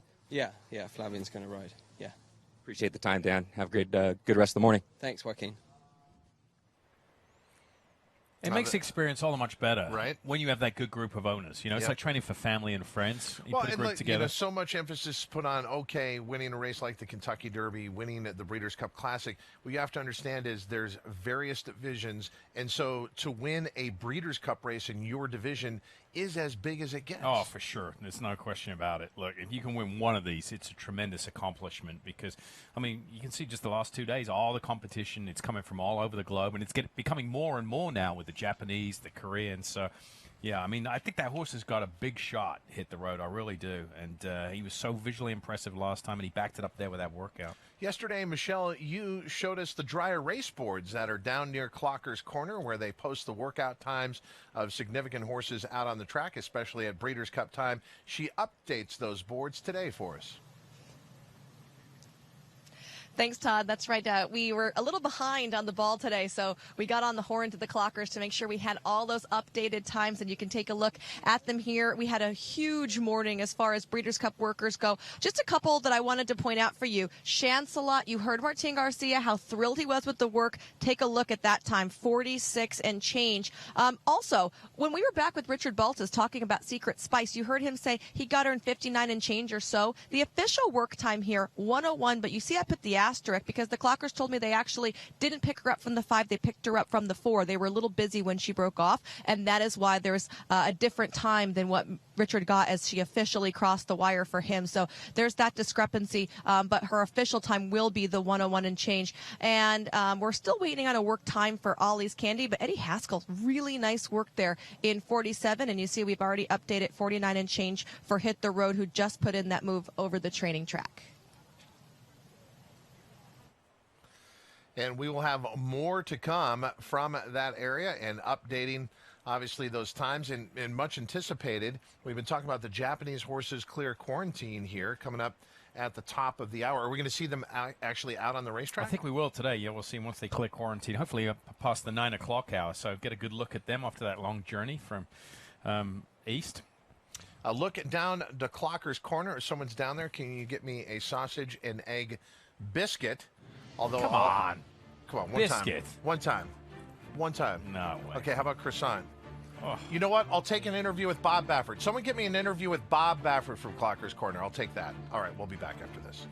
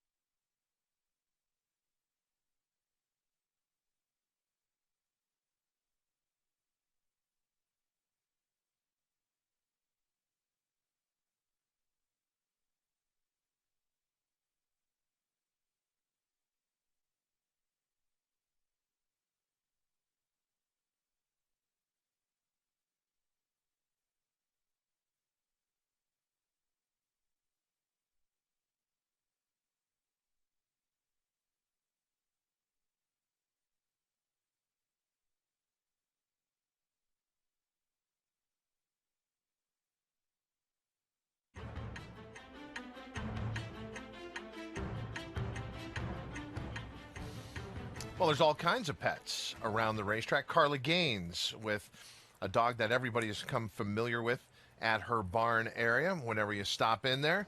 And as we come back to breakfast at the Breeders' Cup, I'm Todd Trupp along with Simon Bray. And as we mentioned going into the break, clearing quarantine Japanese-based runners who are now headed to the racetrack. Okay, so when we're saying clearing quarantine, what are we talking about? When does the horse arrive? How long are they in quarantine? They're usually in quarantine about 48 hours, and they have to get their blood drawn there, and the results. They await the results of those blood tests, and once that is all confirmed as negative and everything looks in order, then they're allowed out into the general population. Okay. Of the training area. In this case, of course, is the Santa Anita. So.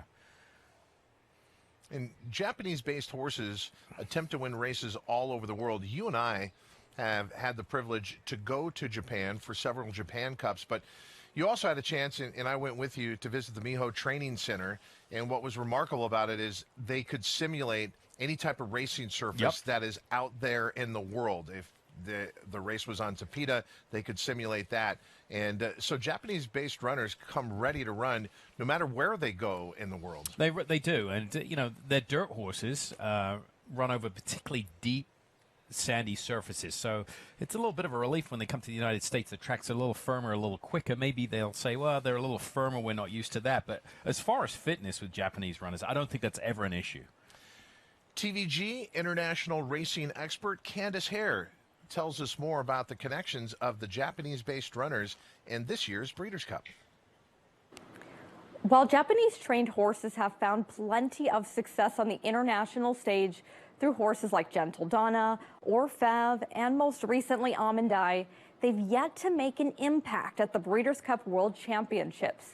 This year, their representatives will be Mare Sky and Full Flat, who together offer trainer Hideyuki Mori the chance to fulfill his goal of winning a race in America. Mori began training in 1993 and found instant success with his first graded stakes winner Legacy World in the Grade 1 Japan Cup. And in what was an exceptionally strong edition of the race, Legacy World defeated the likes of Breeders' Cup Turf winner and American Horse of the Year Koch, as well as ARC runner-up White Muzzle. Hideyuki Mori has also been a pioneer of sorts when it comes to sending horses to major meetings abroad. He trained Japan's first American Triple Crown runner Ski Captain, who ran in the 1995 Kentucky Derby, and he conditioned Fujiyama Kenzan, who became the first Japanese-trained horse to win a group race abroad by way of his victory in Hong Kong. Mori continued to break new ground when he settled Seeking the Pearl and Agnes World to become the first Japanese-trained horses to win Group 1 races in France and England, respectively. In fact, Agnes World was Mori's most recent Breeders' Cup runner when he finished 8th behind Kona Gold in the 2000 Breeders' Cup Sprint at Churchill Downs. Now, 19 years later, Mori is back. And unlike the stablemates who preceded him, Mare Sky has already proven he can compete with American dirt sprinters, having finished second in the Group 1 Dubai Golden Shaheen and defeating American Grade 1 winners Imperial Hint and Promises Fulfilled in the process. TVG juvenile contender Full Flat brings a lighter resume to the table, and he will be racing over dirt for the first time in his career. A success for either horse would follow in the footsteps of their sire Speightstown, who won the 2004 Breeders' Cup Sprint. But more importantly, it would further add to the legacy of a true trailblazer in the sport of horse racing, a man who made sure the world knew the power of the Japanese thoroughbred. And they've made forays into American racing before. You and I were there when Cesario took the Grade 1 American Oaks at the old Hollywood Park. So they can come over to the United States, win Group 1 races. But as far as the Breeders' Cup, to just kind of bolster the point that Candace was making there, they've tried, but haven't made a significant impact to this point. They haven't had a horse hit the board. Going back to 1995 with the great Tucky Blizzard, who tried twice in the Classic. Tough task to overcome. Mare Sky going to be sprinting in the sprint, of course. Full Flat trying the dirt for the first time in the juvenile. We've seen how that works out more often than not with horses coming from Europe in the Kentucky Derby. It's a tough thing to do. They're both Kentucky breds being by Speightstown. So we'll see how that plays out. Again, another tall task in front of them, I think. Simon, we've seen just trainer to trainer, American-based trainers. They have different ways how they approach the mornings and how horses are prepared. Is there a commonality with Japanese-based trainers and a different approach when we come here to America? Are we going to see something different here? They usually spend a lot more time prior to the exercise that they're going to do warming up, whether it's walking or trotting. It's similar to in Europe. You know, horses do a more extended trotting and warming than exercise, just by virtue of the fact there's more real estate in Europe to work at. Here you're kind of limited. The training hours are kind of condensed. So they usually spend a lot of time. They've probably been walking in the barn area for quite some time. I remember with Cesario, one of the unique stories was they brought their own water for Cesario over here. Is that common with a lot of Japanese-based trainers, or was that just that particular horse? No, I think it's, you know, people do it where they travel, wherever they travel. I mean, most horses take their own feed when they go, or, you know, they'll employ the local feed company, but you want to keep everything the same, especially food and water, because you want the horses to stay hydrated. You want them to be accustomed to what they've been having. So, I mean, I've seen it before. John Sheriff's is very particular when it comes to, you know, what type of water the horses drink and where they take. It's just, logistically, it can sometimes be hard taking stuff like that across international borders, but I would do it. Whenever I shipped a horse, I never relied on the feed at the place I was going. I always took enough feed to see me through from my home base.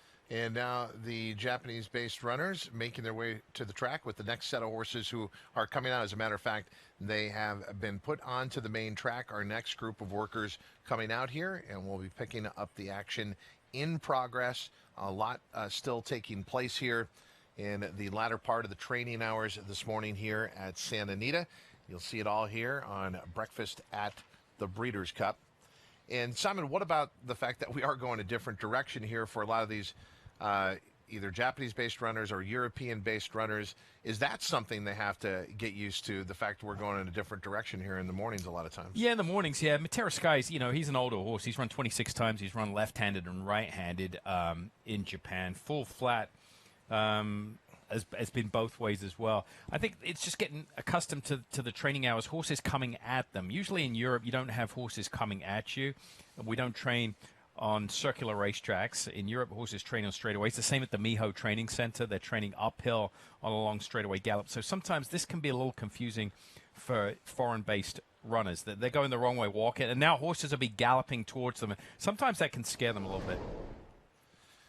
Meanwhile, look, we've had a lot of horses acting up a little bit before they came onto the track. Stubbins preparing for the Breeders' Cup Turf Sprint. A live look at him before he will head out to the track in the barn area, and taking a look at Stubbins' record coming in to the Breeders' Cup Turf Sprint. Last time out took the Woodford at Keeneland. Was a minor upset that day at about 7-1 over a couple of horses he's expected to face on Saturday. The Breeders' Cup Turf Sprint will go as race number 5 on the card Saturday, November 2nd, but he'll be up against Leinster and Imprimus once again. And checking back in on the Japanese-based runners who do go the opposite direction coming out on the outer rail here. Yeah, they're just walking. This is what I was kind of referencing. They don't come on the track and start jogging or galloping right away. You see they're walking, they're taking their time. So it gets the horse to relax. That's the older horse in front leading the younger horse, the 5-year-old Matera Sky. You can see the slight difference in size.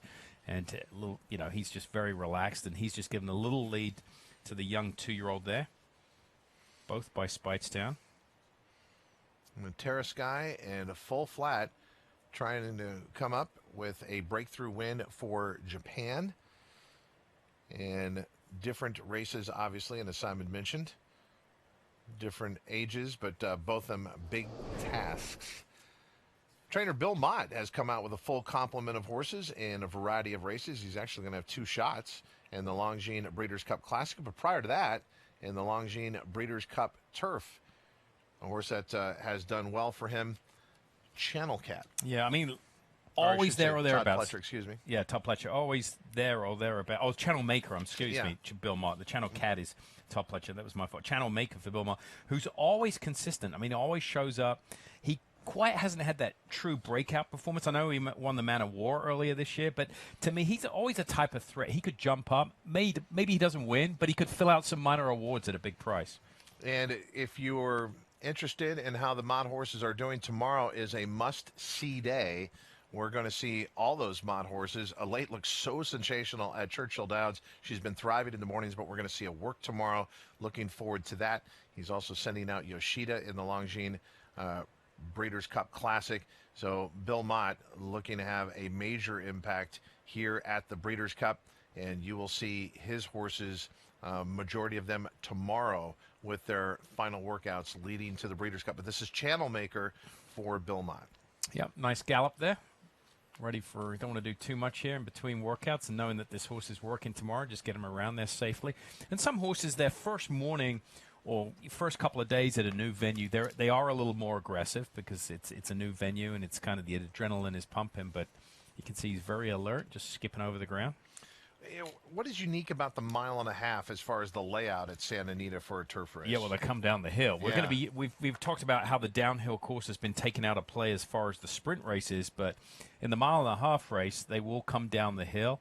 And the first part of that, the first 3 furlongs of that race is downhill. They'll cross the dirt and then make one lap of the true turf course. So, and Channel Maker does have some visits to Santa Anita. As a matter of fact, connected to the Breeders' Cup, going all the way back to 2016. He was in the Breeders' Cup Juvenile Turf for his previous trainer, and then Bill Mott has taken him over and guided him to Group 1 victories in the Sword Dancer and the Man of War.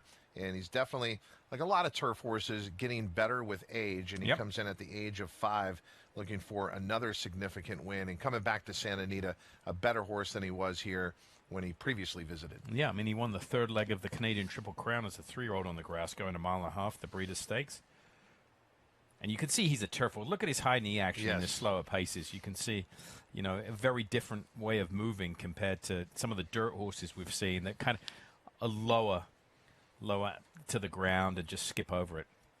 And how are our Japanese horses doing? As Simon gave us a preview, they were probably going to take their time in warming up, and they're doing exactly that, just slowly walking up the outside rail here. And it's our understanding the plan is just to walk once around and go back to the barn area. So you won't ever see that from a U.S.-based horse. Nope. But I knew it. That's what they do. They spend a lot of time walking. Unfortunately, we don't have the fast expanse, with most American racetracks are in metropolitan areas. I mean, we went to Miho. It's way out from a urban area. So here they're taking advantage. The track's a little quieter now, being a little later and for the Breeders' Cup horses. So I'm impressed that they can walk around the racetrack like that without getting too upset. And sorry to interrupt. Just goes to show you that it's part of their routine. They do it every day. Is that quarantine a difficult time? You talked about that 48 hours, or is it just you're just confined to the barn area because you're still walking around? Yeah, you're hand walking. And for horses coming from Europe and from far-flung places like Japan, I don't think it's a real issue. And the reason the way they do it like that, because when they would land and stay here, they probably wouldn't come to the track anyway after a long trip. They're going to take a day, 2 days to recover. So, you get that 48 hours in quarantine where the horse probably wouldn't be doing anything under tack anyway. And again, just reemphasizing, Matera Sky will be going to the Breeders' Cup Sprint. And as Candace told us, has traveled the world previously with that second in Dubai Golden Shaheen, where he finished ahead of Imperial Hint, who is going to take a lot of play in the Breeders' Cup Sprint. The Breeders' Cup Sprint on Saturday, scheduled as race number 8 on the card. Simon, for those not familiar with Japanese racing, explain the different tiers of racing, because you have two very distinct different circuits. Yeah, you do. You have the kind of the main circuits with the tracks we all know at, Kyoto, Tokyo, and then they have like the provinces would be the equivalent, and the NRA or NAR, I should say, and it's a lesser circuit, more claiming races. So the big horses come out from all the major circuits, Tokyo, Kyoto. But I tell you what, if they pull this off, this will be remarkable, because I don't think out of all 14 races you could have picked two tougher races. In the case of the juvenile, trying dirt for the first time, and then coming into Santa Anita and trying to win a sprint race. Yeah, you would say Matera Sky would have the best chance of those two. But again, given the trainer and where he's put both these horses, you put your faith in that. Stubbins, still waiting for Stubbins to come out onto the track, preparing for the Breeders' Cup Turf Sprint, winner of the Woodford. And Flavian Pratt, as we said, in demand. How do we not have a camera on him all morning? We should have picked it. I'll tell you, there's where he put the GoPro cam is on Flavian Pratt. Yeah, this morning. I mean, he's up to about 6 on, I think, 4 or 5 workouts at least. He's on another horse. They're waiting for him here. And this is a good indication. You see the horse is teched up, ready to go. He'll jump off the previous horse that he's working or coming home from right now and jump right aboard Stubbins. So, when you talk about jockeys being athletes, here's an example covering a lot of ground today is Flavian Pratt. And then he's got to ride a full complement of horses this afternoon at Santa Anita when they have their Saturday card. Jockeys actually when they're younger, they like to work out, because you don't have to do much fitness outside of your work, because this is keeping him fit, and active. But as you get a little older, these veteran riders tend to pull back a little bit more on what they do in the morning so they can save it for the afternoon. Matera Sky, along with his Japanese stablemate, taking their time around the outer rail. That'll give us time to take a short timeout. We'll be back with more of a Breakfast at the Breeders' Cup presented by TVG in just a moment.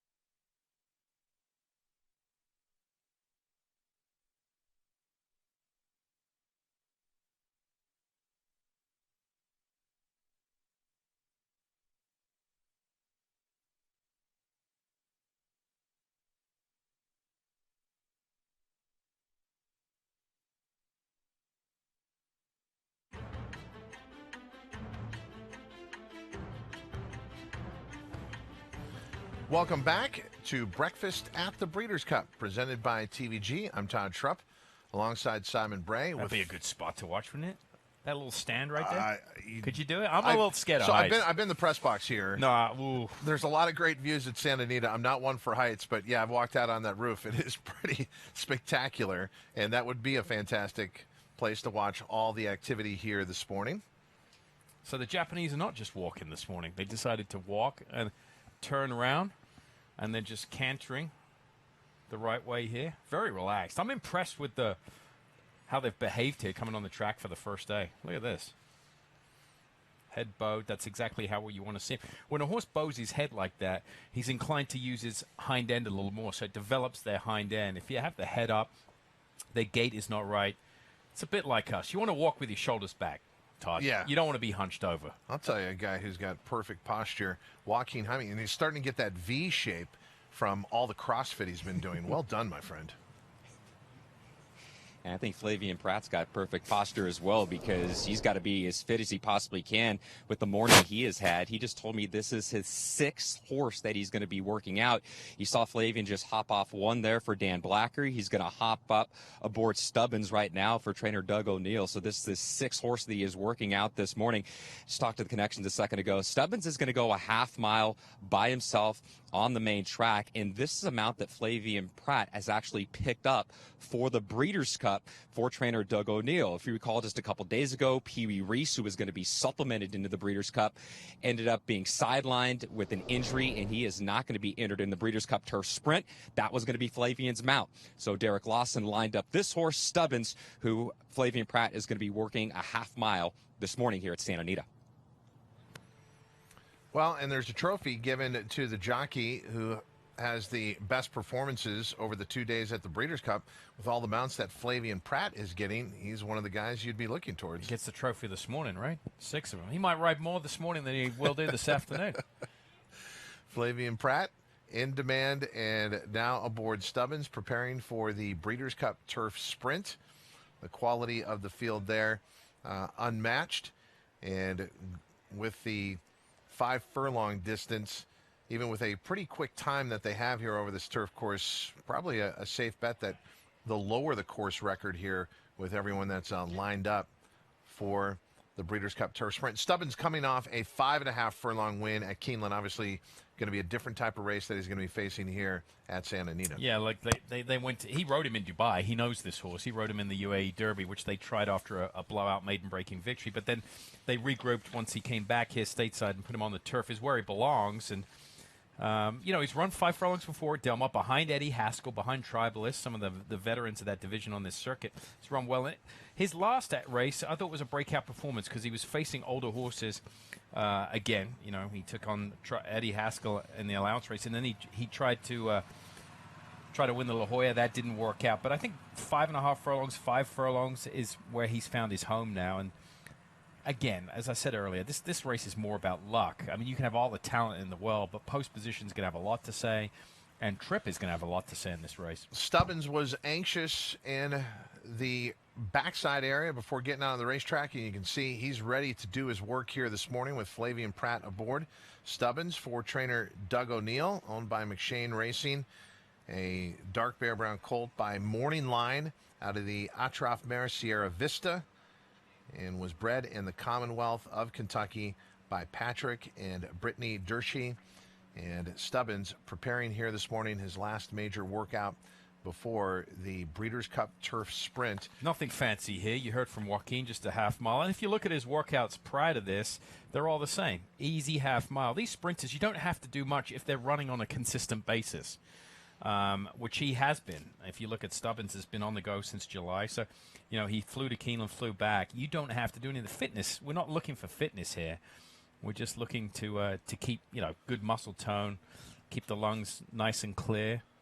And he gallops out nicely there. Nothing fancy. I would say probably, a nice half-mile work in 48, 49. Before his win in the Grade 2 Woodford at Keeneland, which you referenced, he had a workout at Keeneland, which was 7 days prior, and it was exactly, as you pointed out, and exactly what we're seeing here this morning, the easy half-mile in 50 4/5. As a matter of fact, out of the 54 horses who worked the distance that morning, everyone else worked faster but one. And so, yeah, Stubbins not needing to do a whole lot here in the morning. And it looked like a big part of the work was actually after the finish line there. Yep. Stubbins getting ready for the Breeders' Cup Turf Sprint. We look at the Europeans when it comes to the TVG Breeders' Cup Mile on the grass, to the Longines Breeders' Cup Turf. What about the sprint division, though? Because they have some great sprinters over in Europe. We don't necessarily get the best ones at the Breeders' Cup. But would it be a breakthrough to win in this 5 furlong spot? It would, and I think it's a tough task for the Europeans. I think, they might have had a better shot with the race coming down the hill, and most people say, well, you think so? Because they're crossing the dirt, but the configuration of the hill is a little more kind of, the distance of the race, a little more kind of European horse, where they might be coming on late. Here you've got to have sprinter speed, and 99%, I'm going to say all of them off the top of my head. All the straightaways, the 5 furlongs? Yeah. Yeah. And they can negotiate the turn, but that comes up pretty quickly for a horse that hasn't tried it. Now, Ballydoyle, the home of Aidan O'Brien, they replicate a lot of. The late Vincent O'Brien used to replicate Tatton Corner at the Epsom Derby, and they used to put a layout there. So, I'm sure he covers his bases and trains his horses around a turn or around a bend, as they like to say. But yeah, I think it's a tough task at this 5/8 distance for a European horse to win. Personally, representing America will be Stubbins for local trainer Doug O'Neill, and you just watched his final preparations before the Breeders' Cup Turf Sprint on Saturday. That's Lava Man picking him up, by the way. And Lava Man, when you think of popular horses on the Southern California circuit to this day, he has a fantastic following. You watch him on the racetrack, and to this day, it looks like he could jump in and join a race. I remember him going to the Breeders' Cup at Churchill Downs, not being able to replicate his form, but Lava Man still very, very popular on this circuit and still being put to use in Doug O'Neill's barn with a critical role as a pony horse, and there he is with Stubbins. Meanwhile, out on the track is Applecross for the Breeders' Cup Juvenile Fillies Turf. Lightly made filly by Sir Prancelot. You can see very feminine looking individual, and you can see that it looks like a turf filly here with that European pedigree and European form. She had one start here, was the local prep for this race in the Juvenile Fillies Turf back at Del Mar, and traveling nicely there. Pretty little filly. Richie Baltus trained, you mentioned, by Sir Prancelot, out of the Pursuit of Love mare, champion tipster, bred in Ireland. Sir Prancelot's been a very effective European sire, especially here on the West Coast. They seem to appreciate the ground out here. And kind of interesting. Look, the Queen Mary is obviously a very good race at Ascot. Applecross was in there. Was no factor. Only beat 3 horses home.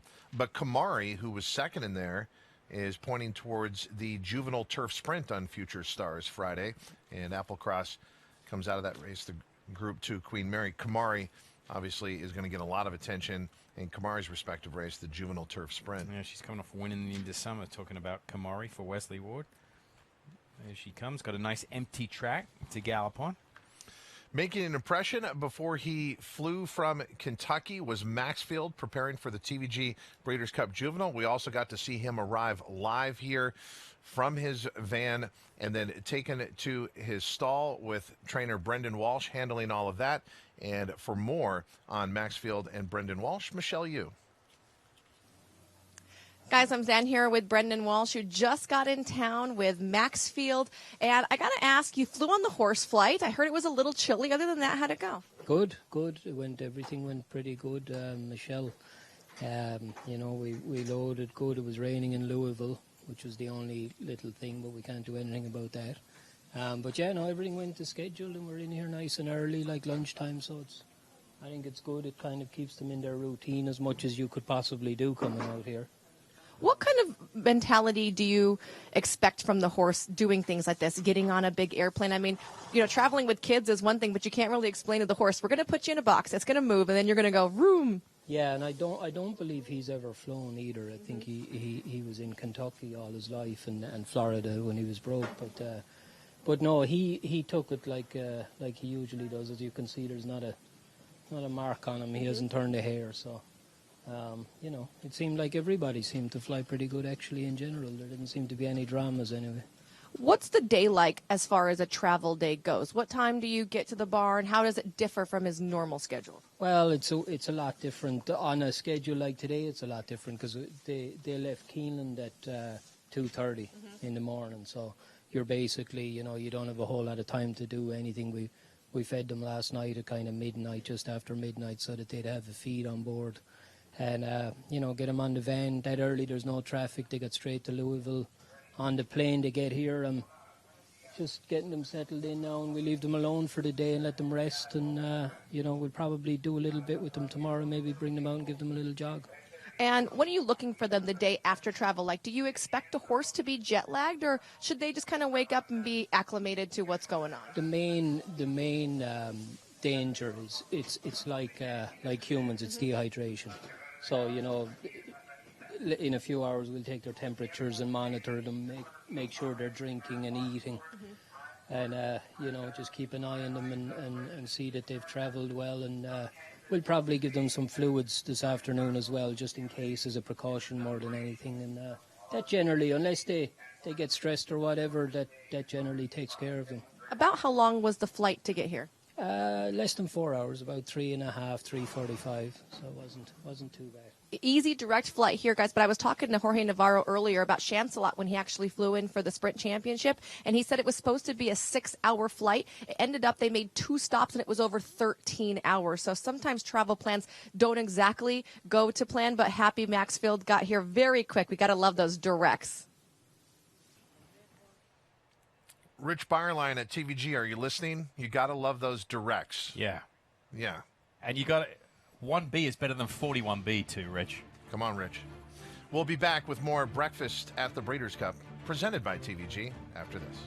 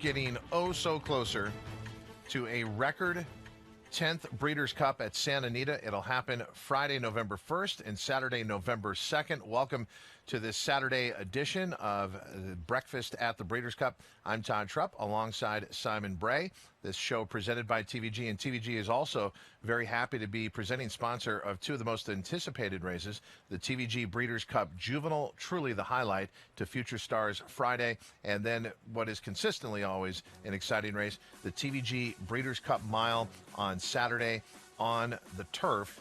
And as we look at the field scheduled in here, obviously the news that has kind of overshadowed everything was the passing of Line of Duty, who was expected to come to Santa Anita for this race. Unfortunately, there was a tragic incident at his home base overseas, and Line of Duty passed away. As we look at the rest of the field in here, we did see Bowie's Hero this morning out on the racetrack, and his trainer Phil D'Amato very happy with that workout, which was on the main track. And thanks to our friends up in Canada at Woodbine, they helped us get this look at El Tormenta working out over the Woodbine training track, going 5 furlongs. Yeah, and this was a breakout performance for him. He took one of the premier races north of the border in the Woodbine Mile last time out. TVG was proud to be there, and we saw the 44-1 upset with Eurico da Silva. Great storyline here, kind of a sentimental story. Eurico da Silva been year in, year out one of the top riders in Canada, and he's decided to retire at the end of this year, and this was one of the races that eluded him, was the Woodbine Mile. He was happy to get that in the famous silks of Samson Farm. When you think of Canadian racing, you think of Samson Farm. They've had success with horses like Chief Bearheart, of course, and so much Breeders' Cup success. So he's coming into the race in good order. I mean, what do you do with that massive upset? Where did it come from? A horse who was always knocking at the door. They were on the fence immediately after the race when they were going to come here or not, but ultimately they made the decision to come. Can I throw a curveball at you? Yeah. So what kind of surface is the Woodbine training track? So it's synthetic. It is synthetic, for sure. Yeah. Okay. And a look at El Tormenta over that synthetic surface, over the Woodbine training track, going 5 furlongs. 101 and 4. Again, another horse working on the main track there, or the training track at least. You're not going to garner anything from this work other than that he's moving okay. Temperature's a little cooler there. You see the majority of the horses got those quarter blankets on, those blankets across their hind quarters to keep the horses warm. Efficient mover, though. Very efficient mover, yeah, over the surface. There's no question about that. He's only tried the synthetic surface once. All of his races predominantly have been on the grass, and I think the mile trip is good for him. Luke Cullen, the third-place horse, came back and won nicely, and then, got stormy. We saw that work earlier this morning. Going to be running as well. El Tormenta up in Canada, preparing for the TVG Breeders' Cup Mile. And now, under the cover of darkness, a look at True Valor preparing for the TVG Breeders' Cup Mile for trainer Simon Callahan. And in both horses that we're showing here back-to-back were upset winners of the most recent starts. And True Valor's case, he took the City of Hope Mile at odds of 16-1 last time. I mean, he's going to be twice that in the Breeders' Cup Mile, I think, right? I mean, look, his wins are nice, and he's won a Group 3 and a Group 2, but the quality of horses that... I mean, Restrained Vengeance, who was an Oceanside winner, many moons ago. Yep. Ohio has been in and out of the claiming ranks and was the stakes winner. But like I said, there's no European standout in this race. Soudois will get a lot of attention. He was a great third in the Shadwell Turf Mile and a veteran. We've seen him a lot of seconds, a lot of thirds, and he does have 9 wins and earnings of nearly shy of $2 million. I mean, the year for Soudois could be this year because, like you said, we don't have a Miesk, a Goldakova, or a Lure, or a big name like that. Well, and what it leads to is another fantastic betting race. If you're used to playing the Breeders' Cup, get ready for some chaos, and you're going to get maximum returns. Save your money to play the Breeders' Cup Friday, November 1st and Saturday, November 2nd. Opportunity after opportunity. 2 of the best betting races of the year. Far and away, best betting days, the Breeders' Cup. Okay, let's get reaction to an earlier work with Joaquin Jaime. Doug, we just saw Stubbins work a half mile right now. How'd he go for you? I thought he looked fantastic. I think the clockers gave him 49-1. I got him a little bit quicker, but main thing, he finished up great, galloped out good, and Flavian was real happy about him. So he's scheduled to ride him next week, and so far so good. He's won on the dirt, but he's certainly much better on the turf. When he works on the main track, do you take your expectations down just a little bit for him, or is he just a good workhorse? Yeah, I don't put a lot of strength or whatever on the workouts. No money in the mornings, we always say. So he's won on both the main track and the turf, and today we're just looking for a nice maintenance, good finish up, good gallop out. That's exactly what he did, and now I'm going to head back to the barn and watch him cool out, but so far so good. Well, he won some good money in his last start in Kentucky in the Woodford Stakes. Why'd you guys opt to run the last 2 starts in Kentucky versus, say, coming home here for the Eddie D? I think it was just timing-wise, talking to Jack and Kelly McShane, who own him.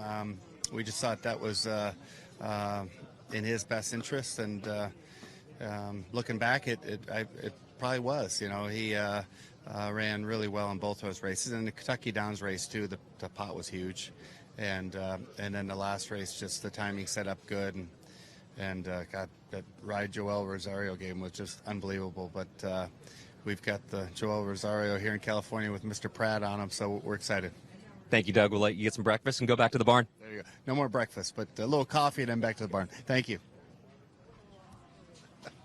Doug O'Neill, always generous with his time here at TVG, and we appreciate it. What's fascinating to me is a lot of the Southern California-based horsemen were not afraid to travel in this Breeders' Cup prep season. It's right in their backyard, but a lot of them were going to Kentucky Downs, and Keeneland for their final preps before coming back here to the Breeders' Cup. Purse money, a lot to do with it, Kentucky Downs. I mean, Doug referenced it there in that interview. Huge purse money. So we'll take advantage of that. And it was far enough out, the Kentucky Downs meet back in September, that you could make that move there and then come back and still have a fresh horse for the Breeders' Cup.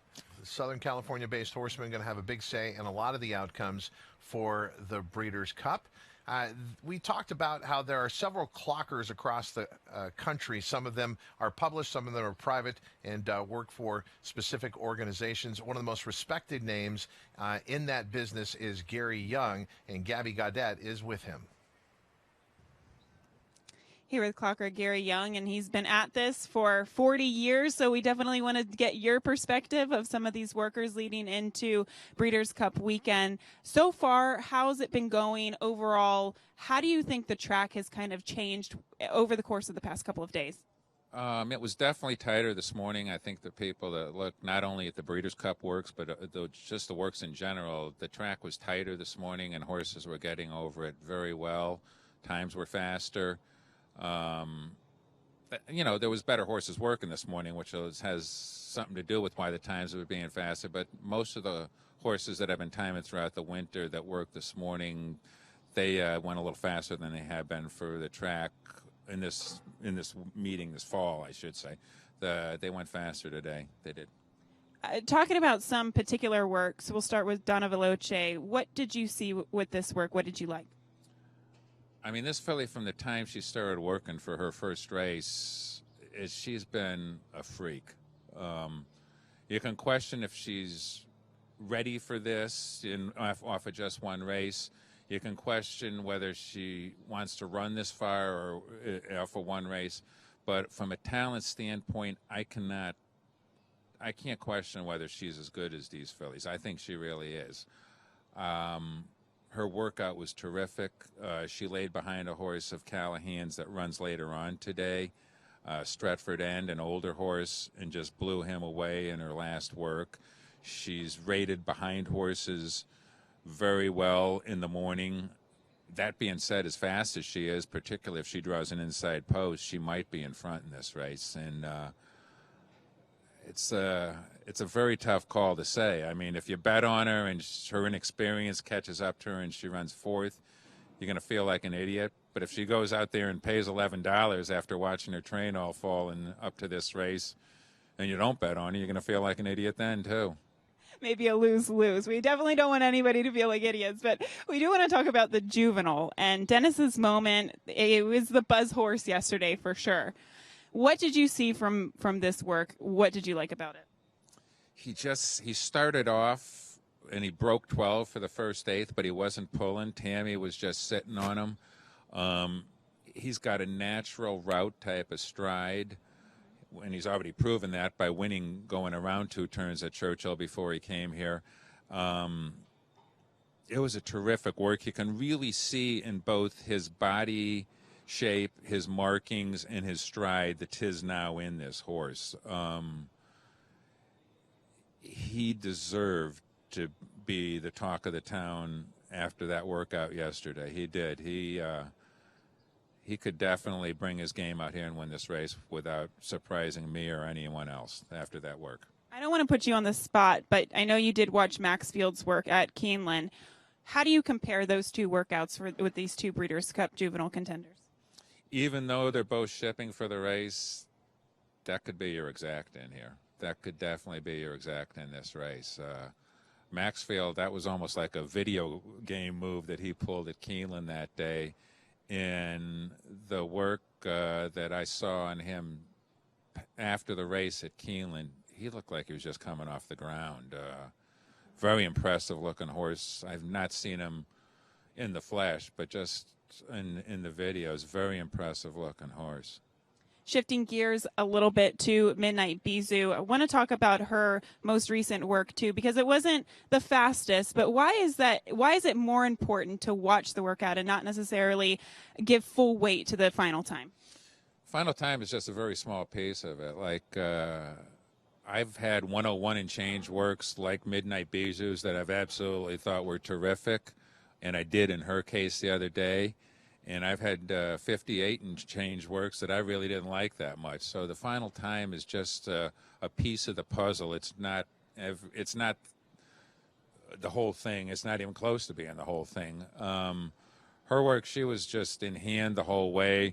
When Mike stood up on her at the wire, she galloped out like she just wanted some more. She started her career here, and this could be the biggest moment in her career, and I would definitely put her as one of the more likely winners on the cards. You're not going to need a Brinks truck to take the money out of here with what you're going to make on her, but I just like that work a whole lot. I did.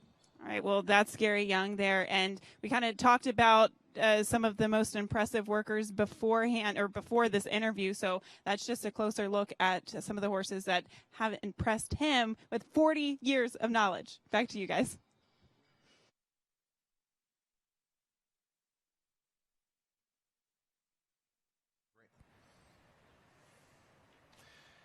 And that's good enough for me. Gary Young has one of the best opinions anywhere in the industry. Likes to back it up, too, once in a while. No, that's the other thing. It's always nice to see someone like that at the windows. And you know what's interesting about the TVG Breeders' Cup Juvenile? I'm hearing a lot of love for the out-of-towners, but not for 8 Rings and Bob Baffert locally. Yeah, it kind of surprised me because he's kind of dominated that division, but he got the victory last time out in the American Fair, but it wasn't visually a very impressive race. Well, all the information you need to play for the Breeders' Cup you'll find here on Breakfast at the Works. The Breeders' Cup. We'll be back right after this.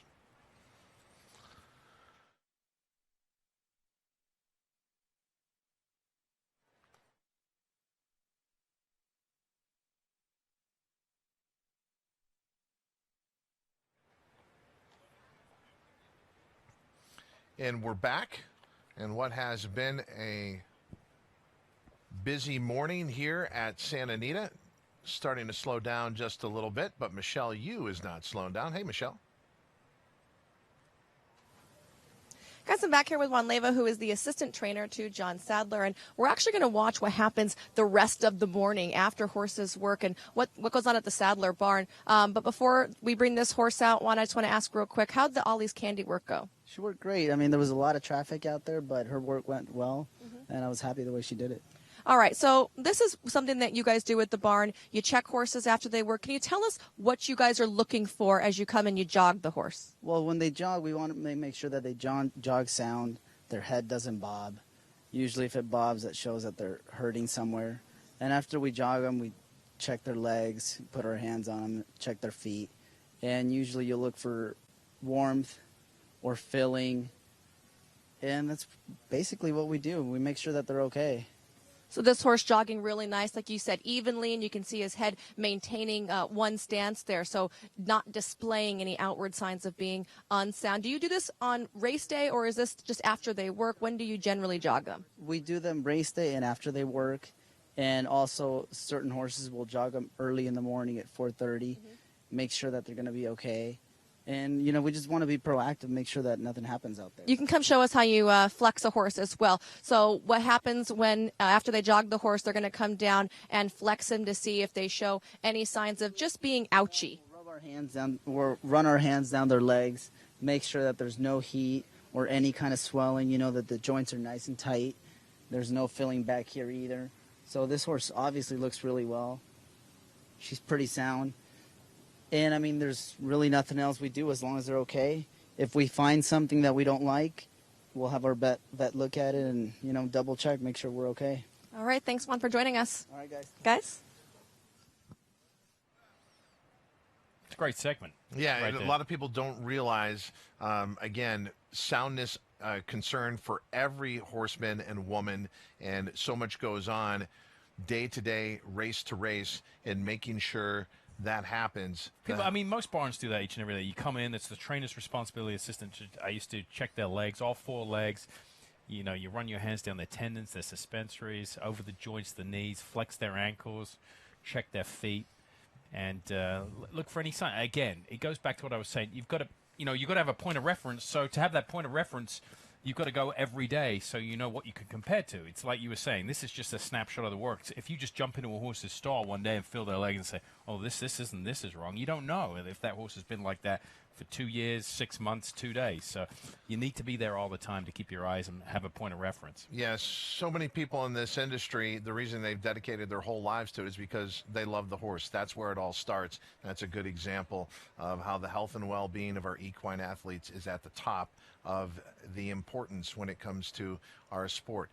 Looking just off to our right, I see Bob Baffert's got some schoolers coming in. We're going to have to find out what's going on there. That's going to be taking place behind us here in the paddock.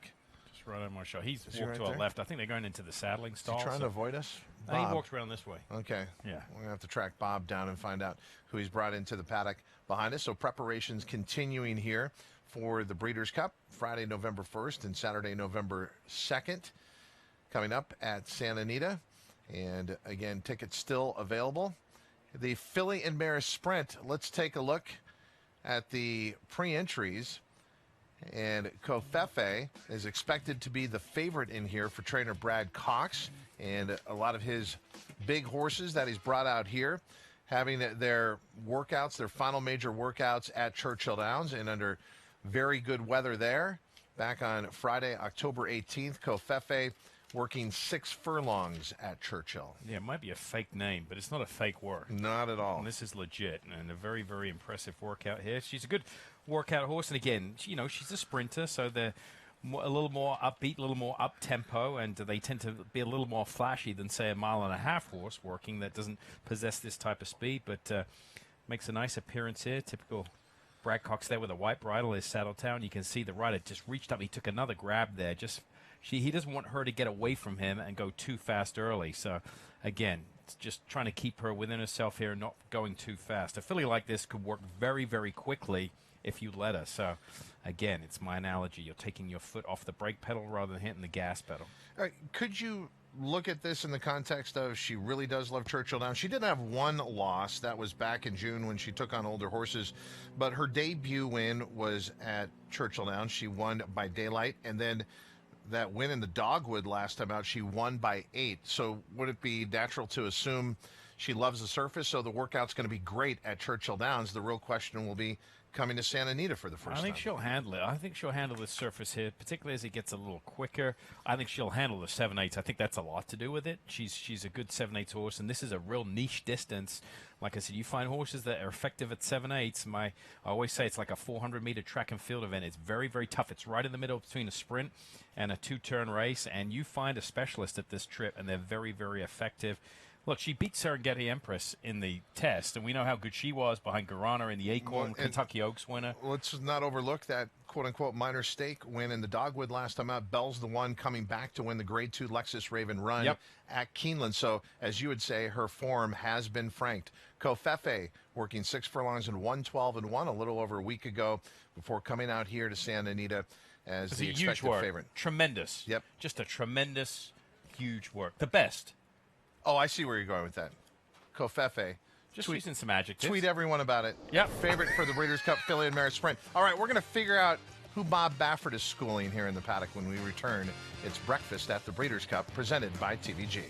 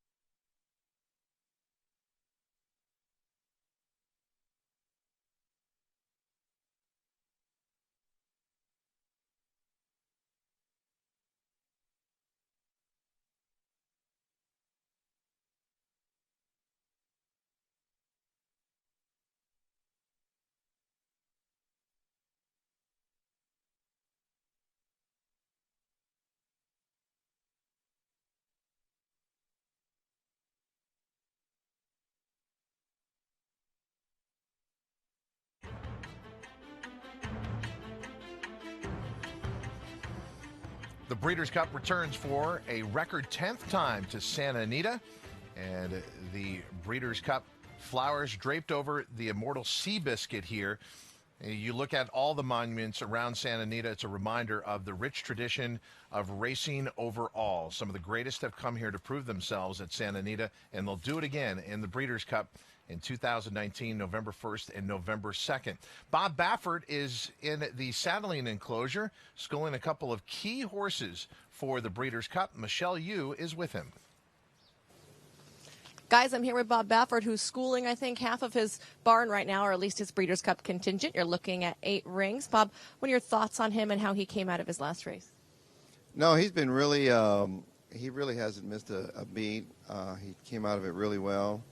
And his last chance to really school him here because it's going to be pretty hectic next week. So I brought him up here. I got Roadster here and Probables here. Mackenzie is on his way up here. So I like to school them. Sometimes in the mornings you bring them up here. It's not the same. They don't, they come in the afternoon racing. They get a little bit more, I've had them come up here and they're quiet. And in the afternoons I think they figured it out. They know when it's game time. But you get an idea of how, like he's going to work tomorrow. So I'll just see how he acts today. I want to talk a little bit about his weight because last time you schooled him, we actually compared his weight from when he was weighed on race day for the American Pharoah, and then you schooled him a week or so ago, and he was, 80 pounds heavier, was it? No, he was only about 10 pounds. Oh, 10? Are you sure? Yeah, positive. So, he weighs in about, we weigh him over here. He weighs about 1085, 1090. So, and there's Bast right there going by Anna. There's Bast right there in front. And Improbable. And I read in an interview, and you can correct me if I'm wrong, which I know you will, that you said, I'm throwing Rafi a bone, but it's got a lot of meat on it. It's got a lot of meat. He couldn't be trained any better. I mean, he was the favorite for the Kentucky Derby by about $50, but whatever. But I think he's a really good horse, and I really think the mile is what he wants to do. And a lot of these horses, you're trying to get to the Derby, you stretch them out and everything else, but the good horses keep going by. I really think this mile's right up his alley.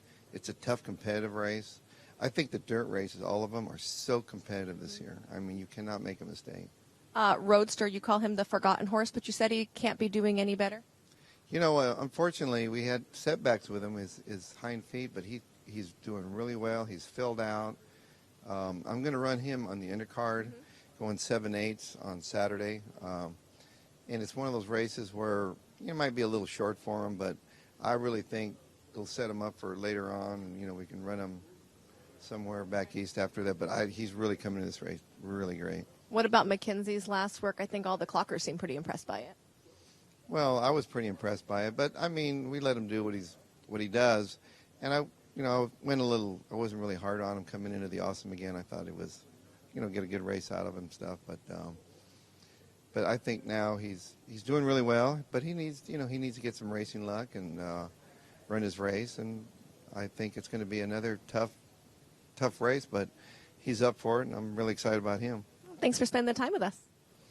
Well, I wish I had about another 20 horses like this in my barn, but hopefully we will. I believe in you, Bob. I'm sure you can get them there pretty soon. They're all here. Look at them. They're vast. They're all right and lined up. That's a lot.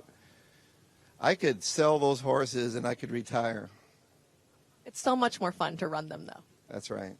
Guys? Bob Baffert doesn't rebuild, he reloads each and every season. And this is kind of the testament for every barn. How has your season gone? Or sometimes maybe the disappointments are erased with a fantastic Breeders' Cup. We have more coming up here. You're watching Breakfast at the Breeders' Cup presented by TVG.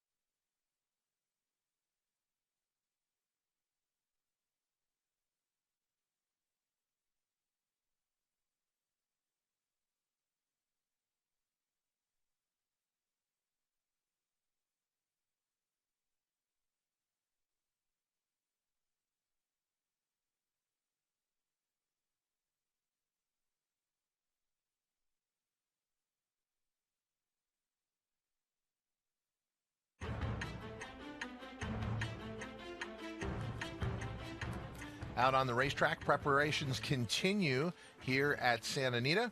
As we said, a season that began with months to the Breeders' Cup turned into weeks, now turned into days and eventually hours. 2 championship days of racing. Friday, November 1st, Future Stars Friday, and then Saturday, November 2nd. You're watching Breakfast at the Breeders' Cup, presented by TVG. And those workers for Bob Baffert are now just leaving the saddling and paddock area here with a lot of interested observers. As things start to slow down here, if you have been watching online and if you are familiar with her work, Barbara Livingston has put out some pictures from these couple of weeks leading up to the Breeders' Cup that many people have been retweeting, and she sits down for a cup of coffee with us.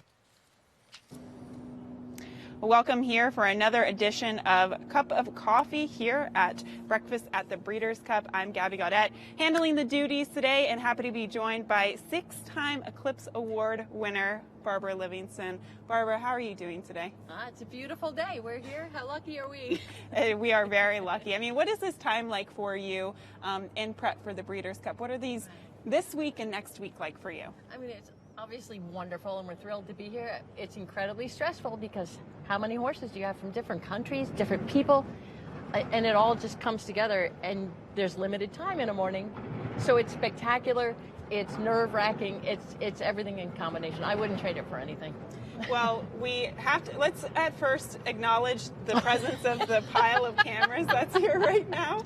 And I know people who are out at the track always see you lugging around several cameras, but have you had these cameras for a long time? Is there any history behind them? Well, I go through them pretty quickly. I'm pretty aggressive with them.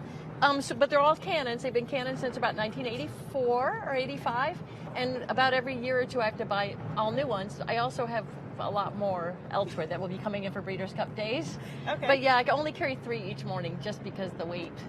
Yeah. But yeah, they're obviously the tools of the trade. I try to treat them well, but then I'm also so excited about what I'm doing that I climb fences and get in dirt and do stupid things. So they're wonderful to put up with me. They're durable for the most part. Stunningly. So you, of course, said that, I mean, you have a tremendous passion for what you do. Let's go back in time, rewind to the beginning. What came first, the chicken or the egg? Was it photography or was it horses? Photography is a means to an end, and I learn every camera. Like, it's not like I don't understand them. I work really hard to know all that I can about them. But horses came first, not even close. I was your typical girl, 8 years old, hopping on neighbors' horses, the halters and twine and galloping around. So that came first. And I still have negatives of horses that I rode when I was 10 and 11 years old, the first time I was taking pictures. Wow. And that's 1972 and 73, so it's been a while. That's amazing. So what got you into photographing horses? My parents were taking me to Saratoga Racecourse because we lived near there. And by 1972, they were handing me a little Instamatic, 126 Instamatics. And that was around the time that Secretariat was there. My mom would take me out to see him. A Forgo, then eventually affirmed an Alley-Dark. But the thing that was overwhelming to me was when I was 13, I got to take pictures of Ruffian winning the Spinaway there. And she was magical. She was a black filly. She was tall. She smashed the stakes record. She won by 13 lengths, something like that. And as a young girl, to see, this mighty might filly, we put pictures up on my wall of that, and I still have them on my wall from 1974. Oh my goodness. So would you say that she was the horse that got you into the industry? That got me into the photography end. I probably would have done something with racing no matter what. Mm-hmm. By the time I was 10, I was drawing pictures of Man o' War, and I read every horse book I could find. But that's the reason I photographed horses, was to preserve them forever the best that I could. So what were the first couple of years of your career like? Who did you work for, and how did that go? When I went to college for the horse racing photography is what I called it. It was experimental photography. Went to Syracuse, and the professors there all tried to get me to not put horses in the assignments. So they would have an assignment like do a graveyard, and I went to do Man o' War's grave, or ethnic photographs, and I went to the backstretch. And I remember I actually was criticized pretty strongly for that, for being so monocular and focused, for not thinking outside of the horse racing box. But I got an email from one of my professors a year or two ago where he apologized for that and said he actually uses me now as an example of someone who is so obsessed. Just stick with it. Do the best you can with it, because it's the only thing that sparks your days. How did that make you feel? I mean, you must have... Well, first I was mad because he really did make me feel badly for years.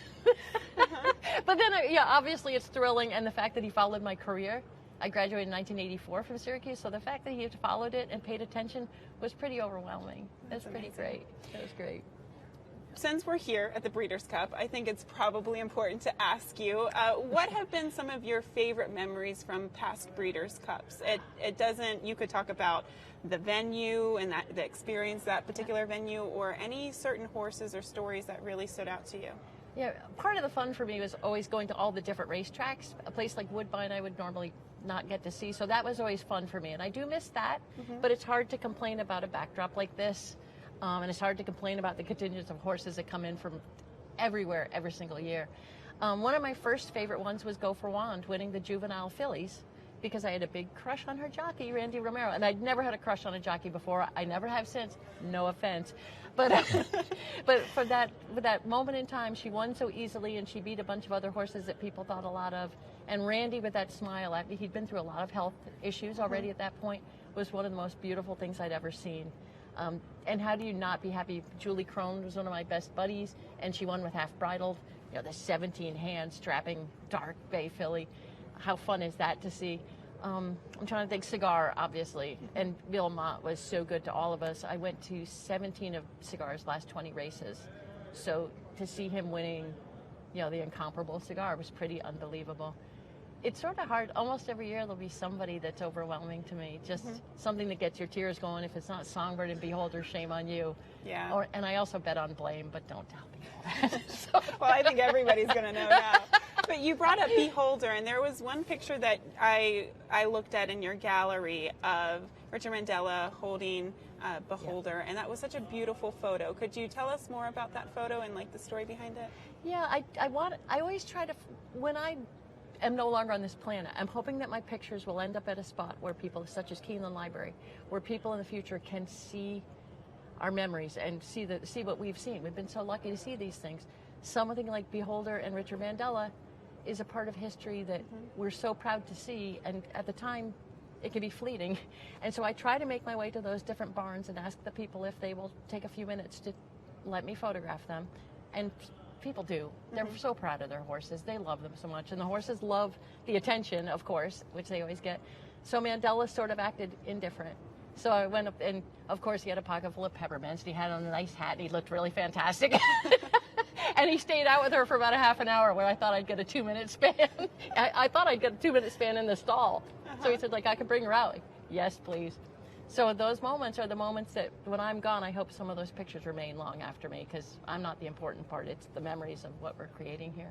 Well, you're so passionate about what you do and horses. Why? Where does that come from? And what do you think is the most magical component of a horse? Have you ever been able to describe it? No. Right? I mean, you come from a racing family, so you're so fortunate to have had that. I come from a scientist father and a nursing instructing mother who were just kind enough to allow my obsession. I'm not sure it's a passion compared to an obsession. It's almost so much that I don't really have a social life. I don't spend a night watching a movie. I spend a night editing my photos. But when you try to describe why they're magical, horses, it is what it is. I mean, obviously deer are magical. Dogs, cats, everything, every creature, but they are just, the fact that they will put up with us and be part of the story, that together we work as a team, that they love us and we love them, the partnership to that is incredible and sort of indescribable, that they're just so magical, right? It is. They're incredible, incredible animals, and I feel especially lucky to be around them each and every day. One final question, just want to ask, any one particular horse that you have been fond of leading into the Breeders' Cup weekend, or is it just kind of comprehensive? I mean, I love everyone. I just met Big Chipper coming back. So you get to know each one that you possibly can, and you fall in love with them all. But Elate, I've been following her for years. Of course. She's super cool about everything. I'm a huge Bill Mott fan. Elate's lovely. She's always competitive. She doesn't always get there, but maybe she'll get there this time. We'll see. She's headed towards, of course, the Breeders' Cup Classic, the only mare in the running of the Classic this year. Thank you so much, Barbara, and for taking the time, and have fun this week. You too. My honor. Everybody have fun. Good luck. That's another edition of Cup of Coffee here at the Breeders' Cup. Well, you can tell in that conversation the passion that Barbara Livingston has for this sport shows up in her craft. It is not an exaggeration to say she is the Annie Leibovitz of our sport. She's that good, and that's why she's won many Eclipse Awards, and she has been fantastic. Yeah, absolutely. One of the best in the business. She's been doing this for a long, long time. And she's a good follower on Twitter as well. Puts out a lot of her images out on Twitter. With the training hours coming to a close here, you can see their live shot of the track maintenance crews getting the track ready for this afternoon. The training track, of course, goes dormant until tomorrow morning. But that main track will be in play this afternoon for the races. For more, though, let's check in once again with Joaquin Jaime. Still roaming the backside, I think.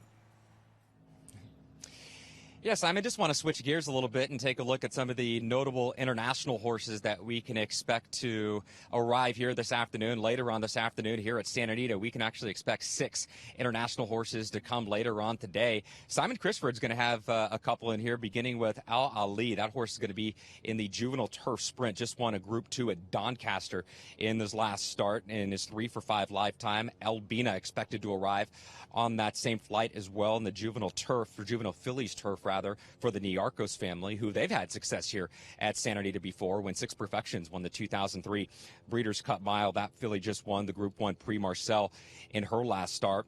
Billiston Brook for Richard Hannon, going to be in the filly Mare turf, just coming off a victory in the Group 1 Sun Chariot Stakes in her last start. Roger Varian going to bring in one who's coming off a victory in the Group 2 Rockfell last race. And now Joseph O'Brien is going to have at least 2 runners in the Breeders' Cup this year. Joseph O'Brien, one of the youngest jockeys, if not the youngest jockey to win a Breeders' Cup race when he was aboard St. Nicholas Abbey at just 18 years old a few years back at Churchill Downs. But now as a conditioner, Joseph O'Brien, he's going to be bringing Iridessa for the Breeders' Cup Mile, the TVG Mile, 3rd in the Sun Chariot last race. And one horse that was not on that flight for Simon Crisford is El Raya, who is going to be competing in the juvenile turf sprint. So that means that another Joseph O'Brien runner in Alligator Alley didn't travel and will be here at Santa Anita. So that's the 6 horses that we can expect here, Todd and Simon, that are going to be arriving here for the notable international runners coming up today here at Santa Anita. So, Simon, what is that trip in most cases? Where are they arriving first before they come to California? It depends. There's very different way. You know, it depends on the Godolphin and Ballydoyle, Aidan O'Brien, they pretty much have their own charters, have their own plane, so that helps. But a lot of them usually, there's a big quarantine station in Amsterdam, to the best of my knowledge. They'll fly from Europe to Amsterdam, do quarantine there, and then make a trip straight to Los Angeles. Sometimes they'll stop and refuel, but you know, they've done it with so much success. Like we keep saying, this is the last place that you would think the Europeans would want to come because of the weather, the heat. And it's actually one of the best places they want to come because of the weather. And the results speak to it as well. Yeah, they do. And you look at the number of foreign entries this year, it's right in line with previous years. So it's setting up for a fantastic Breeders' Cup, the best in the world here. What can we look forward to tomorrow? For more on that, Michelle Yu. Thanks, Todd. Just a little bit of backside buzz. If you actually go on social media looking for the buzz, a lot of people have been talking about how good Mongolian Groom has looked here. Obviously, he took them gate to wire in the Awesome again, and he is one of the local horses here. They did pay that big supplement to get him in to the Breeders' Cup Classic, and we found out that he is going to be working tomorrow, so we went and approached his connections, and quite possibly he's going to be able to be wearing a GoPro during his work. So we'll actually get a rider's point of view of his final work leading up to the Breeders' Cup Classic. So fingers crossed that goes through. So that would be an amazing view to get to show everybody here on the Breakfast Show. Also, you know, just watching all the horses schooling, you heard Bob Baffert say that 8 Rings is going to be working tomorrow. And like you guys mentioned earlier, he's all of a sudden becoming the forgotten horse because Dennis's Moment has been so hyped up on the track. We'll see if he can't maybe answer that tomorrow morning as well, guys. Just a tiny bit of backside buzz here for a Saturday.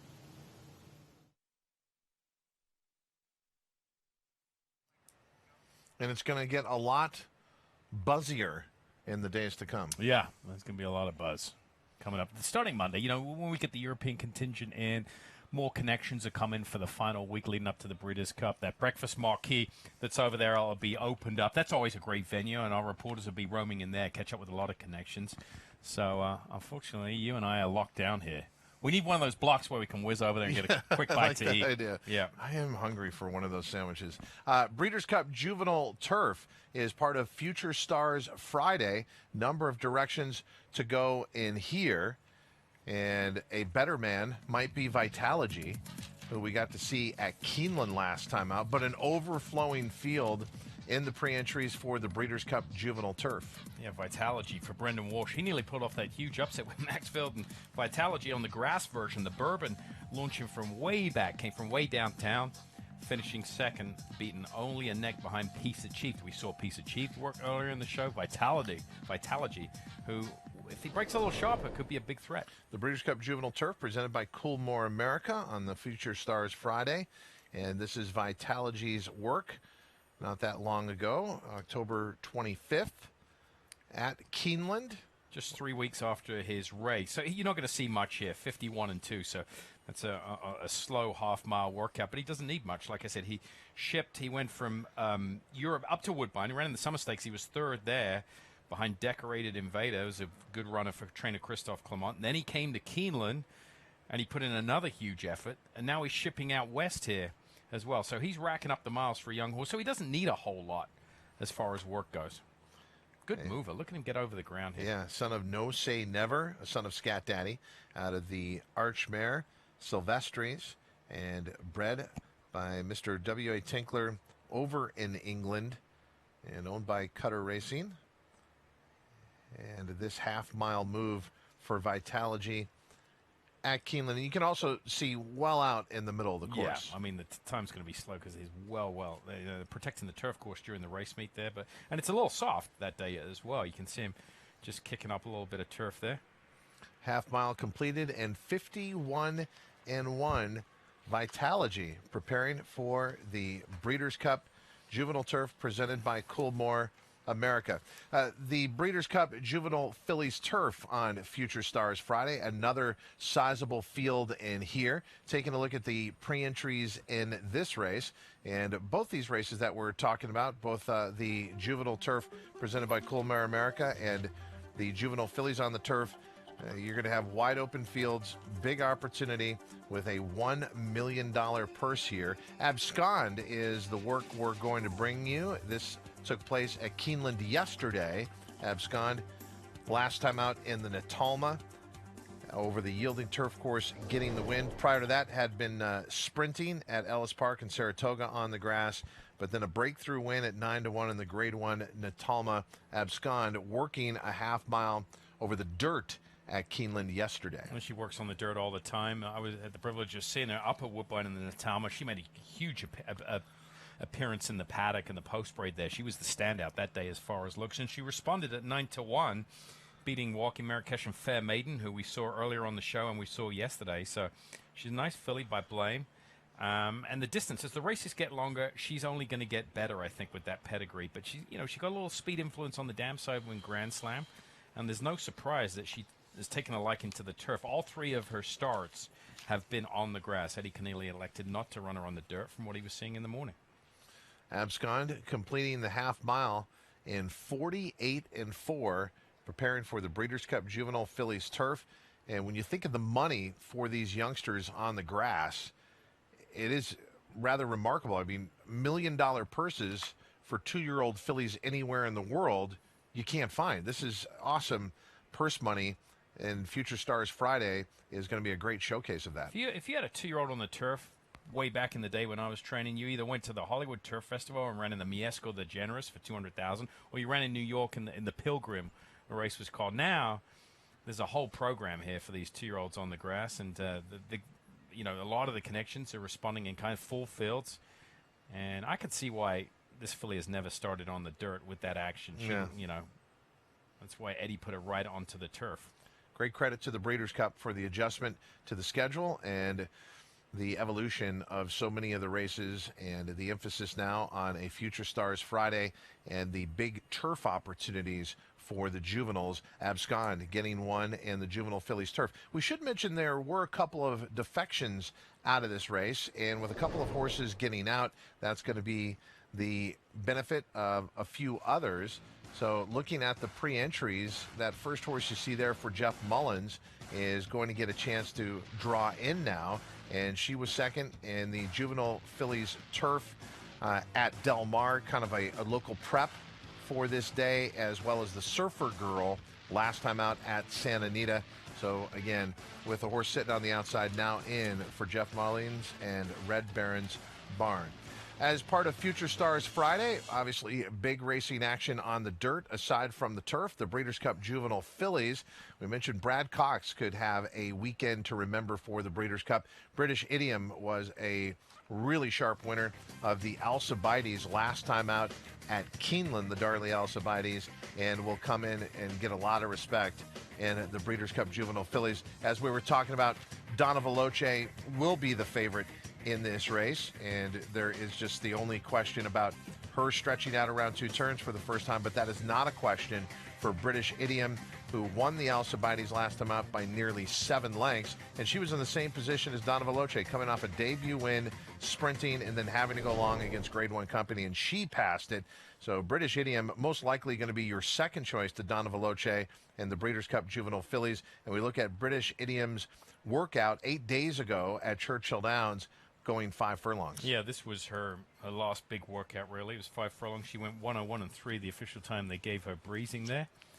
And you're going to see here, like you said, she passed that test, and that's the advantage she has over Donna Veloce, that she was able to get that one extra race into her as a foundation before the Breeders' Cup Juvenile Fillies, and she's had that 2-turn experience, which goes a long way. I mean, it takes a lot of talent to go from 6 to a mile and a 16th in start 1 to start 2. So that's her on the outside. Green jacket, chestnut filly, and you can see the rider wanted to clearly get back behind the stablemate there and just sit off, and he's doing the best he can to sit back there, but the filly's just wanting to go and gets more competitive in company. That's the whole idea here. Even though the times aren't as fast, the horses are doing a little more because they're more competitive when they're heads up like that in company. And most trainers at this point, some works we've seen him sit back and blow on by the competition, but a lot of times, in the case of Steve Asmussen, he'll have 2 horses work, and like Brad Cox here, 2 horses work and just try and finish together if they can. Kind of a curious pedigree with British Idiom, daughter of Flashback, but of a Mr. Sakaguchi mare.